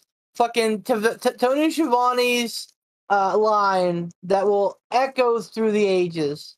That'll put butts in seats. That immediately had a huge switch over from Nitro to Raw when they spoiled Mick Foley's win. Yeah. Like, yeah, would that piss into AEW's Wheaties if Vince McMahon and WWE did that? Sure would. But supposing I am a Keith Lee fan and I follow Keith Lee's career and I love Keith Lee and I watch Raw or SmackDown for Keith Lee exclusively, and I find out that Keith Lee's no longer employed with WWE, once the cat's out of the bag, it's not going to be hard to figure out where he's going to end up. I then, an adult, say, you know what? I don't need to watch Raw anymore because Raw is gutter trash. Absolute awful. And if he's not there anymore, why am I watching? If there's not a threat of him coming back again, why am I watching? So I believe... Well, hold on. My question then there is that... no. Go ahead. You go ahead. I'll follow up. No, I was just going to say, I think... And yeah, Vince McMahon's been a shady business character before. But at the end of the day, I think that... you know what? I really don't know, because I in the last year and a half, we've seen it go both ways, where we don't hear about that, like Moxley's contract expiring. We only found out about it once it expired. So who knows? So I guess my question then goes to, like you said, if you're watching Raw for Keith Lee because you're a huge Keith Lee fan, you find out that he's not there, why are you watching Raw? Are there, in your guys' opinion, are there that many people that are out there that are saying, I'm watching Raw primarily for this guy, or I'm watching SmackDown primarily for this guy? And if I find out that his contract has expired and he's not signing a new contract and his 90-day new compete clause ends on this date, well, now I'm going to definitely start watching, AEW or Impact or AAA or wherever to see when this person debuts. Do you think that there's that many people out there that are saying, well, if this guy doesn't come back to SmackDown or if this guy doesn't come back to Raw, well, then I'm not watching Raw anymore? I think there might be more than what you would think. Maybe not enough to make a difference, but look at how we've talked about it and how I've said before. At a certain point, i.e., before WrestleMania, the only good things to watch Monday Night Raw for were Alexa Bliss and The Fiend. I mean, it's not something that I follow them like some sort of cult following on all the different social media platforms or anything, but honestly, I would fast forward through like 90% of Raw till I got to something involving The Fiend and Alexa Bliss and go from there. Now, I mean, other things in life have taken over, but I can't even tell you. I haven't watched Monday Night Raw for probably the last month or so. And why bother? What the hell is going on there that I absolutely is can't miss TV for me? SmackDown, I usually just don't watch it just because Friday nights is kind of, my night to, spend time with my girlfriend. So I'm not going to sit there and, subject her to wrestling because she's not, it doesn't interest her. So why am I going to do that? But I will say that there are probably more reasons for me to watch SmackDown versus Raw, the whole Roman Reigns angle and everything like that. And, I don't know. So I guess to answer your question, I think yes, there are people out there like that. Is it enough to make a difference? Debatable. I think a lot of the audience that watches Raw does it just because it's become a habit that they've been There's watching that Raw too. for 20, 30 years. And, hey, it's Monday night, Raw's on. Oh, I, I think that there are people like us that watch for, the new talent and how they're featured. Rhea Ripley right now is the reason why I'm watching Raw. I could really give two fucks less about Lashley or Drew McIntyre. And I'm, again, to be honest, I keep Raw on in the background while I'm gaming with my buddies because I can't be, I at least want to have a connection to Raw since we do the podcast. But, I'm not invested in Raw at all. The only thing I am invested in right now is Rhea Ripley. That's the only thing that they're doing well. That's a lie. Matt Riddle is absolutely coming out of his shell, and he's killing it right now. I did see something. I saw a clip on Instagram of him sitting on top of the ladder talking about Money in the Bank. He's like, "Bro, I'm really high," and I'm like, "Oh my god, it's perfect." Yeah, and it's not subtle, but it's done well. So there are very few reasons to tune in on Monday nights. So yeah, I think the people pick their favorites, and once their favorites aren't there anymore, they're like, okay, well, either A, I get a new favorite, or B, I just don't watch anymore. So Yeah. Oh, and just in case Ransom starts getting hopeful and thinking, oh, maybe we see Keith Lee or Adam Cole in the Money in the Bank match. They have announced the other three slots are going to, or the other two slots, excuse me, are going to either Rollins or Cesaro or Nakamura or Corbin. Huh? oh my gosh. And I guess we'll find So- that out on SmackDown tomorrow. Yes, sir. So there's that.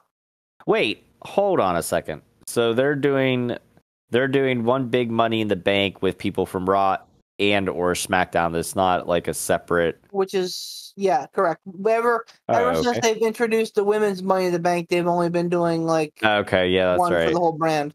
That's right. All right, so yeah, okay, I forgot about And then that. they're of course doing the women's Money in the Bank match as well. But the problem is that their women's roster is so paper thin right now that they don't have, they have Asuka, Naomi, Bliss, Cross, whatever, Carmella, who rarely wrestles, and Zelina Vega, who just came back, and two more to be determined. I have no idea who outside of maybe Baszler, Jax, Natty, or Tamina. Listen. There's no. I'm sorry. Go ahead. No way. There's no way that Nia Jax is going to be in that match. Say it. Say it. I don't want to curse it. She'll be in it. Was she ever in a Money in the Bank ladder match? I don't know. To be honest with you, I'm not trying to be mean, but I've got to ask how. I need the physics of how this would work with her. The same way the Big Show, Mark Henry, and Kane were in the men's Money in the Bank. I would have to imagine. Or Otis, or potentially Keith Lee. So you're saying they're going to pull the same thing that they did with Otis? No, not at all. I'm saying God help that us, no. it's I don't know. It's bad enough she hurts other people. She's end up hurting herself and breaking her own goddamn neck if she gets like 3 rungs up the ladder. I'm sorry. It doesn't appear to be that she would be comfortable going up on the ladder, but I don't know. She could be. She could be as good at coming off the top rope as Kevin Owens goes, and that's not what WWE has for her. WWE says, "Hey, you're a monster. Act like it." Whereas Kevin Owens has the creative latitude to go, "This is what I do. This is my move." They also say, "Hey, go look like a giant potato. Got it. So, but I would have to imagine, like Beef said, it's going to be between Baszler, Nia, Tamina, Natty.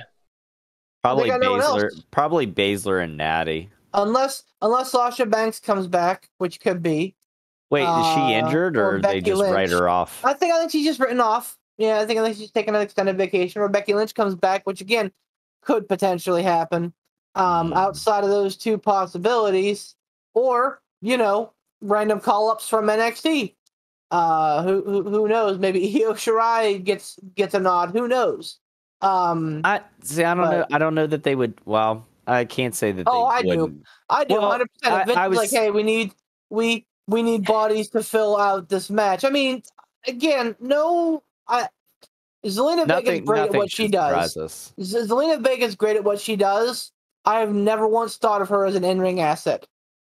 Yeah, but my point with EO was more so like that the fact, and I know again, look at what happened with Keith Lee. He had literally just won the NXT title, and then no sooner did he win it that he ended up dropping it and got called up, and they got floundered. I was gonna say that EO and Zoe just won those women's tag titles, but again, that definitely makes fuck all to Vince. So yep, well, I mean, if they're just looking for bodies too, like if they're not actually looking to have anybody from NXT win the match, if they're just looking for bodies, they can throw a woman who's a champion from NXT in that match and just not have her win it. She's a body to fill a slot in that match, and then once Money in the Bank is over, back to NXT. Yeah, that is true. That wouldn't surprise me either. I would think when is Money in the Bank again? Next weekend, not this coming, but the following. Okay, so next week we'll be doing picks for it. Correct. Yep. Okay. So yeah, that's I'd say the better bet is on if you're looking between the two. I'd say the better bet would be on Becky Lynch coming back than having an NXT call up. Yeah. We'll see. Yeah. It is worth mentioning that the Great American Bash happened this week. It was a good show. It was a good show. It wasn't really anything to write home about. And MSK and Thatcher and Ciampa had a good match that I think was too short. They're hot potato with the women's tag team titles, which is very unlike NXT, which is confusing to me. And yeah, I was kind of surprised whenever Candice and Indy had won them in the first place. Well, even more so surprised that they hot potatoed them right off the bat with giving them to Shotzi and Ember, like right off as soon as they were like introduced. It's like, here, you're awarded these titles, and guess what? They gone. Like, well, and I mean, like, I get that initial shock factor, but like now it's becoming a thing. Well, how long? Because Candice and Indy didn't have them for that long, but how long have they had them for? Not very long. Yeah. Like I know a matter of months, but I would say know. probably weeks at this point. You think? The Way won them on May 4th of 2021. Oh wow. Yeah. Okay. So they had them 63 days. Ember and Shotzi had them for 55 days. Yeah, so I mean, we can classify this in the bubble of NXT. We can classify that as kind of hot potatoey. I don't understand the impetus. So I get that they, like, NXT is big dick swinging. Hey, look at our women's division. It's the best women's division on the planet. No lie. They have the best women wrestlers on the planet. And I get that they want to feature them. Awesome. Great. Perfect. Hot potatoing titles is not going to do anybody any favors at all. The fact that there have been 4 champions since their inception in March 10th of 2021 is when they were brought out. Right. The fact that in oh boy, bad math. 4 months. Jesus, 4 months. There have been 4 championships, four different teams to hold them. Not a good sign.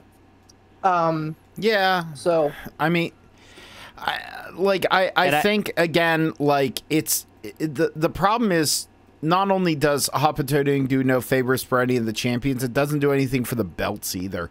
Like, I mean, just in general, it's like, oh, okay, cool, you have those. Belch. But like, I feel like, you know, it's kind of one of those things when you look at belts on any given wrestling promotion or in any given wrestling promotion. You look at them and go, okay, which one's the afterthought belt? I mean, really, yeah. There's at least. Let me bounce that back to you. Okay. What's the afterthought in AEW? The afterthought belt right now is the FTW belt. If you want to get technical, if you want to get technical, it's a title, it's a belt, and it's there. Yeah, okay. It's being competed for. You're not wrong. But you're not wrong. Now that's my the IWGP US Championship. That's like, my there. Yeah, but that's different. It's gimmicky. It's outside the things. That the FTW belt was my smartass answer, but I mean, you're not wrong. But there's more infancy there to go around. You know what I mean? Right. You're right. So like because every title change now actually has weight. They haven't had time to kind of like dwell it, and nothing. Absolutely 150 million% nothing against Britt Baker. We've talked about how the women's division needs a lot of work. Honestly, the women's belt, kind of an afterthought. It kind of is. I was going to say, if there's one that you had to, you know, gun to my head, throw it out there, it would be the women's title. And not because of no slight to Britt Baker at all. But I would say more so the fact that while, you know, Sheeta had a fantastic long reign for over a year with it, we look at her reign and we go, meh. Like, yep. If you're having that long of a title reign, meh should not be the reaction that I have. It should be like, wow, you know, look at them go. So well, and the other, you know, the other thing to look at is the conditions in which it's being defended. Like the same as Drew McIntyre. Drew McIntyre basically put WWE on his shoulders last year, and it was very meh. Not because of Drew McIntyre, because of the situation. Yeah. Right. I feel the same thing about Hikaru Shida. She basically took that title in Double or Nothing 2020, which was pretty much right there. Like, May of 2020 is kind of when the world admitted, okay, we're going to be here for a while. Yeah. And that's when things were real fucky.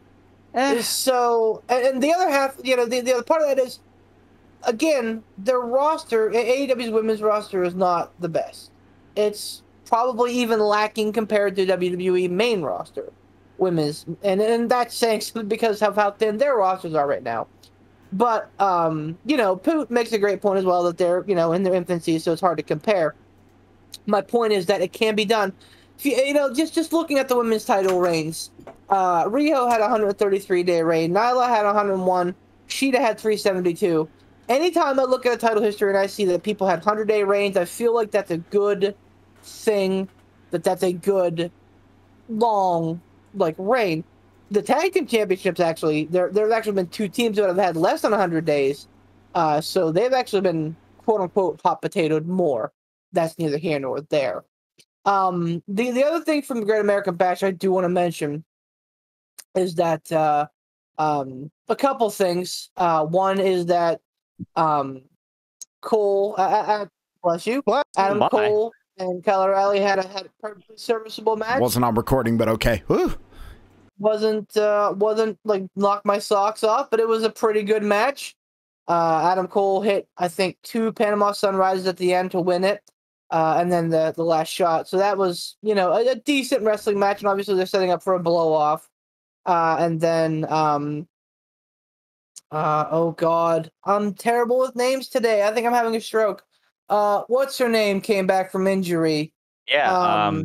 Tegan Knox. That's the other one. Thank you, Tegan Knox. Yep. Was the battery vignette. So she came back, and that's what kind of cost the way the women's title, the women's tag team titles. So, oh, and, you know, Cameron Grimes and LA Knight continue to have the best feud on TV right now, and they look like $1 million doing it. No pun intended. And not wait to see Cameron Grimes as LA Knight's butler. Comedy fucking gold is coming on Tuesday nights. Cannot wait.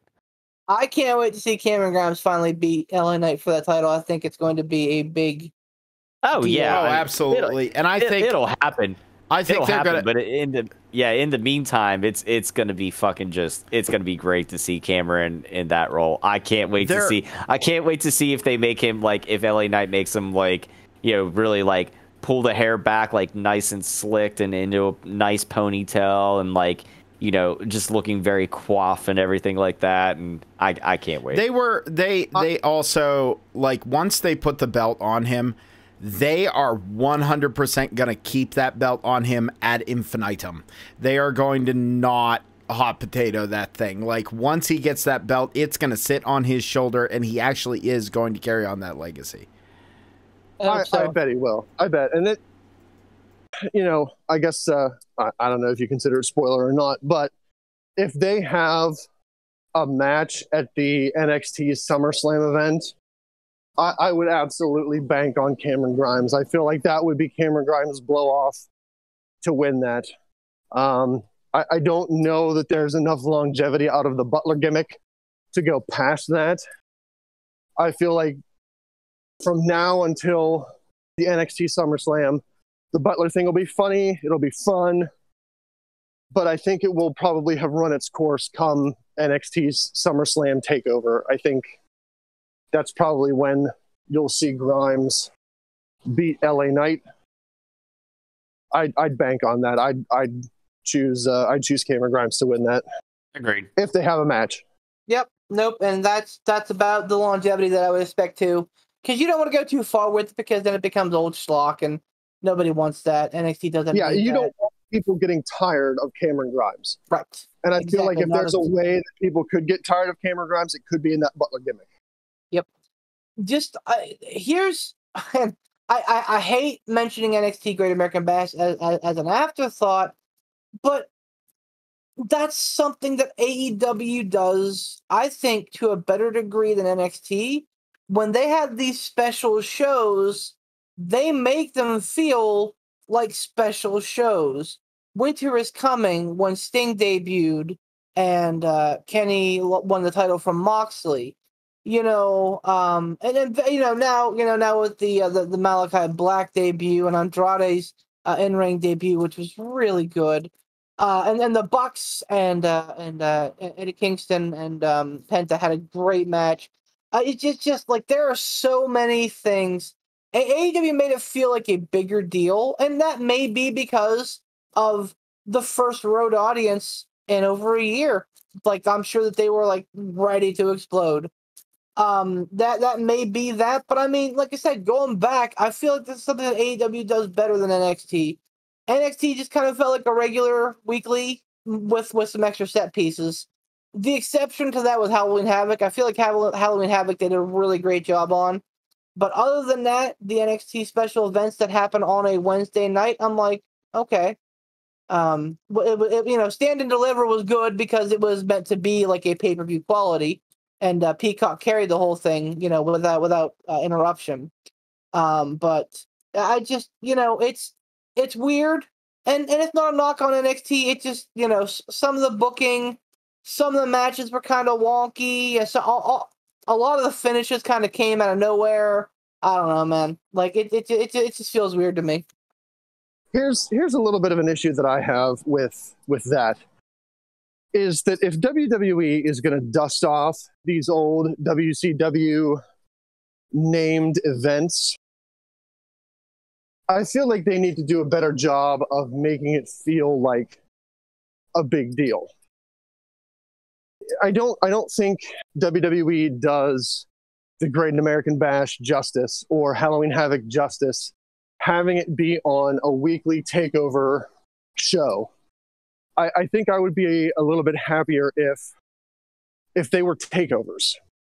So if it was NXT TakeOver Halloween Havoc or NXT TakeOver Great American Bash, I feel like if you're going to dust off the big boys that used to be WCW pay-per-views you need to do a little bit better at making them actual big events. And by doing that, I think you need to not have them as a weekly, like just as a regular weekly show. I think they need to be takeovers.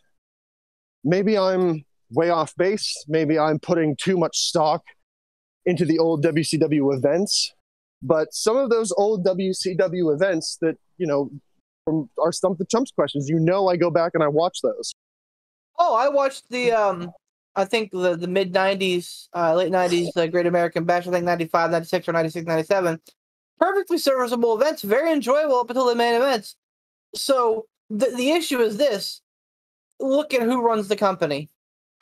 Yeah, oh yeah. Yep. Man, putting Halloween Havoc TakeOver would be admitting, hey, this show was great back in the day. Them doing War Games, to me, is is about as good as you're gonna get. Is about as good as you're gonna get at Vince McMahon saying, hey, this was a big deal that I didn't come up with. I'm sure Triple H would love to, but right now he's still at the whims of Vince McMahon, and that's where everything kind of circles the drains, is at the behest of the old man. No, I think you're spot on. I think you have it nailed dead to rights on that, and I think that's exactly why they're not takeovers. It's a pride thing, but 100%. Oh, sure. I mean, again, I think that harkens back to the whole Triple H versus Sting match at WrestleMania. Yep. The only reason that Triple H won that is because it was a pride thing. Triple H was the WWE guy. Sting was the WCW guy. You're not going to put your WCW guy over a WWE guy. Nope. Like, it's not going to happen. But I don't think they do them justice having them as just a weekly NXT event. It needs to be a takeover. Hey, speaking of Stump the Chumps, we do have one in the hopper. We've had one in the hopper for the last couple of weeks here. Do we want to make the attempt tonight? Yeah, let's do that, and then burrito. Okay, so it comes from our buddy Pat the Bastard. He's real good about bastard. it. Would love to hear some of these other cruiserweight title contenders. Get some questions into that email, which is pittsburghpiledriverpodcast@gmail.com. 2 emails, one with the question, one with the answer. Put some crap in there. It could be just a mash of the keyboard, a couple enters, just to make sure I don't see it in the preview window for the answer anyway. Yeah, man. So as you say that, I see the meme of like the cat smashing the keyboard or whatever. Yep. Do whatever. I don't care. Put a meme in there. Put 8 memes in there. I don't care. Followed up by the meme of Kenny Omega replicating the thumbs up keyboard kid. Yep. That's all I can see anymore. All right. So anyway, regardless, the Bastard has the stump. I think we're still chumps at this point. We're still chumps. We are. The Royal Rumble winner has traditionally gone to WrestleMania and competed for a world title or defended it. How many wrestlers did not have that opportunity the same year they won, and who were they? Wait, run that by me one more time. The Royal Rumble winner, easy for me to say, has traditionally gone to WrestleMania and competed for a world title, not the world, a world title, or defended it. How many wrestlers did not have that opportunity the same year they won, and who were they? I'll tell you for sure. Hacksaw won a Royal Rumble. I think he won the first Royal Rumble. Yep. And he did not compete at WrestleMania, so there's one. Vince McMahon won a Royal Rumble. Yep. And he did not compete at WrestleMania, so there's 2. Cena won a Royal Rumble. Gave up his shot to face Orton before WrestleMania 24, but was eventually reinserted into a triple threat match at WrestleMania 24 anyway. So do we count that? I do not, because he still ended up facing the champion at WrestleMania, albeit in a triple threat match. Those are the 2 that I got. And it may just be that easy. It may just be Hacksaw and Mr. McMahon. Now, there wasn't any women that fell into that category, right? Oh, good call. I never think about the women. I mean, there haven't been that many. No. What, 3 years? Asuka won, maybe 4. Asuka won, competed at WrestleMania. Becky Lynch won, competed at WrestleMania. And Bianca Belair won and competed at WrestleMania. So I think we're square on those. I missed everything because I got a phone call. I'm sorry. Did you get the question? No, I didn't at all. Okay. The Royal Rumble winner. Uh-oh, he's gone. He came back. You're good. he's He's back. back. You're back. Okay, you're good. The Royal Rumble winner has traditionally gone on to WrestleMania and competed for a world title or defended it. How many wrestlers did not have that opportunity the same year they won, and who were they? We've determined that Hacksaw Jim Duggan and Vince McMahon are two in that vein. So wait, we're saying so who won the Royal Rumble but did not Then get to face anybody at WrestleMania for a world title. For a world title. For a world title. Edge? No, wait, no, I'm dumb. No, Edge did. Now, the year 92, the year that Ric Flair won the title in the Royal Rumble. He defended it against Savage. Yep. Okay, all right, so that wasn't one then.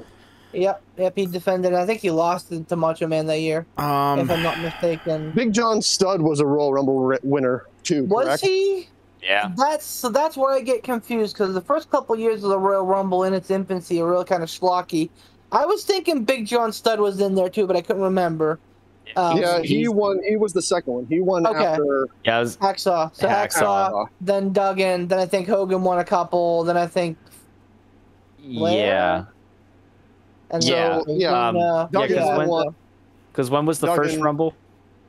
Duggan won the first Rumble. No. I said when. When I have no idea. When I have no idea. It would have been. I think that was probably 88. Yeah, 88 or 89. Yeah. Duggan won. It was Studd won. It was Hogan 89. Won, Flair. Okay, Hogan yeah, you're won. right. Hogan Yoko won a back-to-back. Rumble. Yep. Yeah, but Yoko went beat on. Hart. Yep. And then Hart and Luger won the next one. They went on to compete. Michaels won. Austin won. McMahon won. Yeah. Rock. Austin, Rock, Big Show, yeah. Triple H, Lesnar. I'm trying to think of who the winners were. Batista, Mysterio, Benoit all won Rumbles. Taker won a Rumble. Cena. Oh, yeah, Cena definitely won. Orton won. Edge. What about Del Rio Reigns? did. What about Reigns? Reigns beat... Didn't Reigns defend his title in a Royal Rumble? He's done both. Yeah. He did both. He lost. He lost to Triple H, and then Triple H did defend the title at Mania, though, right? Yeah. Yes. Right. But there was one that Roman Reigns won. Yep. Because it was the one. That's the year he faced Brock Lesnar and Seth Rollins cashed in. Yep. Okay. Yep. Because he was still in a title match that year. Yeah, because at the end of that Rumble with Lesnar or with Reigns. The end of that Rumble with Reigns winning, that's I think The Rock came out at the very end, was holding up his arm. Yeah, and The Rock looked really confused. Yep, that was Philadelphia. They were not having it. They did not have it. I think it's just McIntyre was definitely Seth Rollins. Yeah, I really Shinsuke won a Rumble. Did he go on? Yeah, Shinsuke went on to. He faced AJ Styles. It was the Pinky Punch.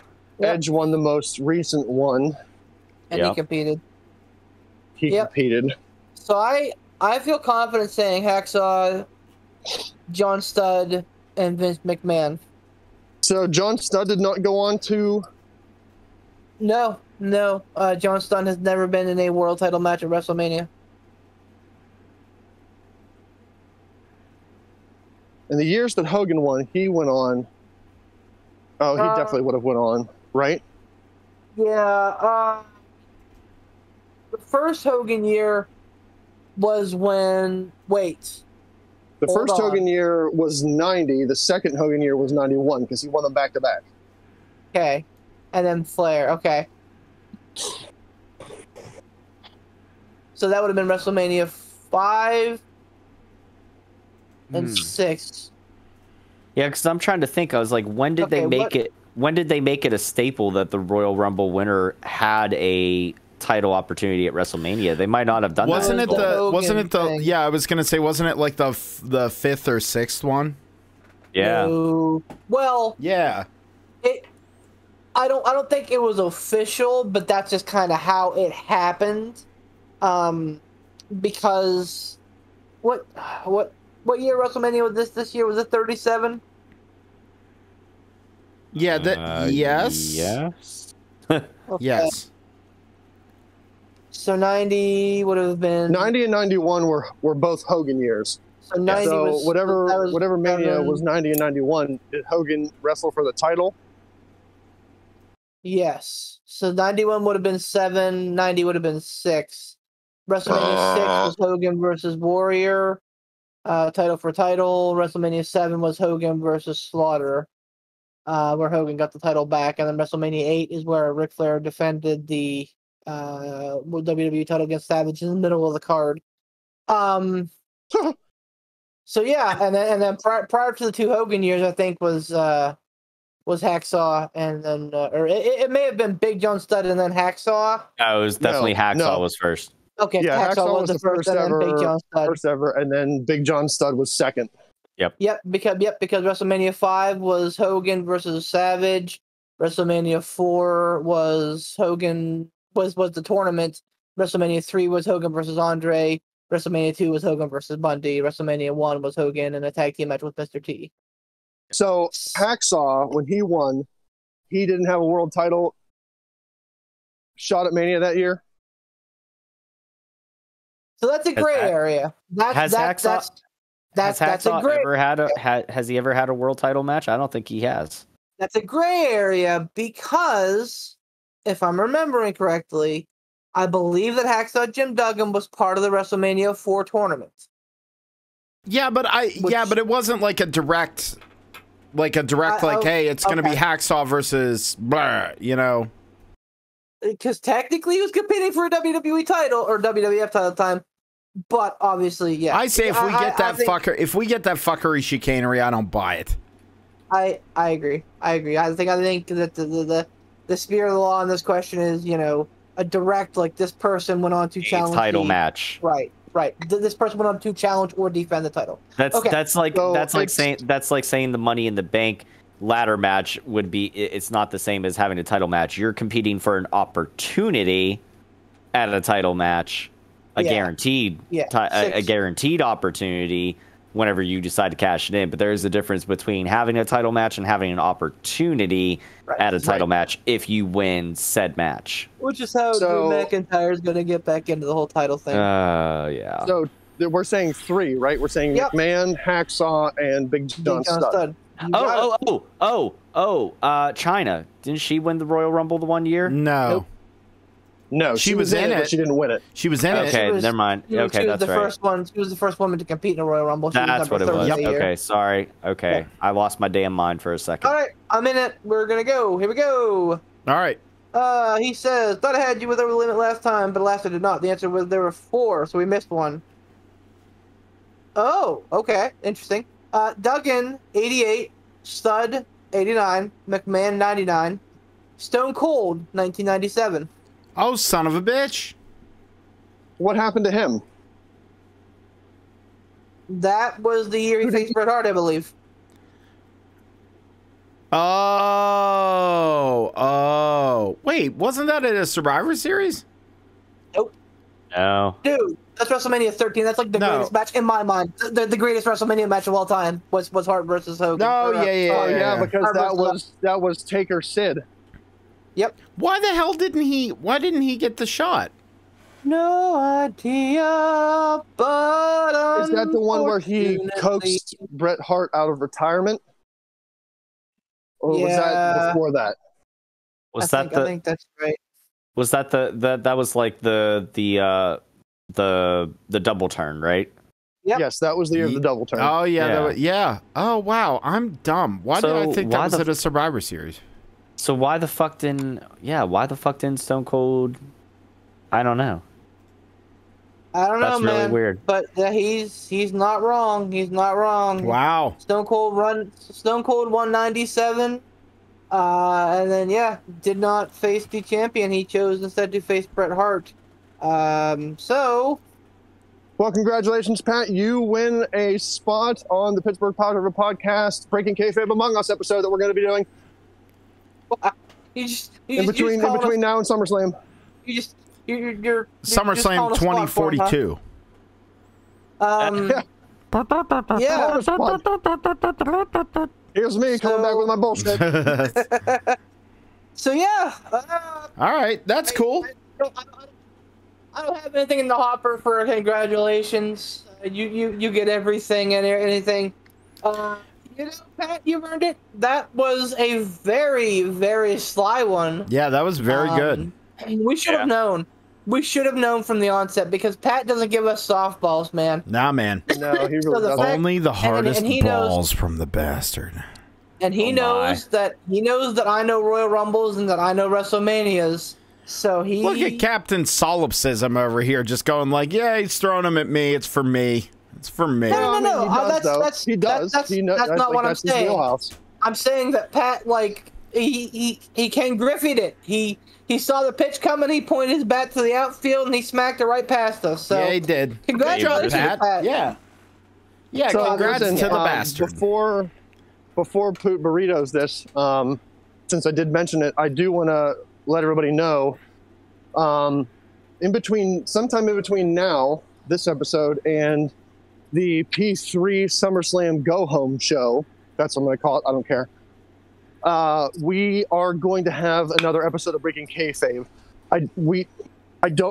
Me personally, I would love to do a Breaking Kayfabe Among Us episode. If the rest of the conglomerate decides they want to do a regular Breaking Kayfabe, then we'll do that. I have no chagrin or problem with that.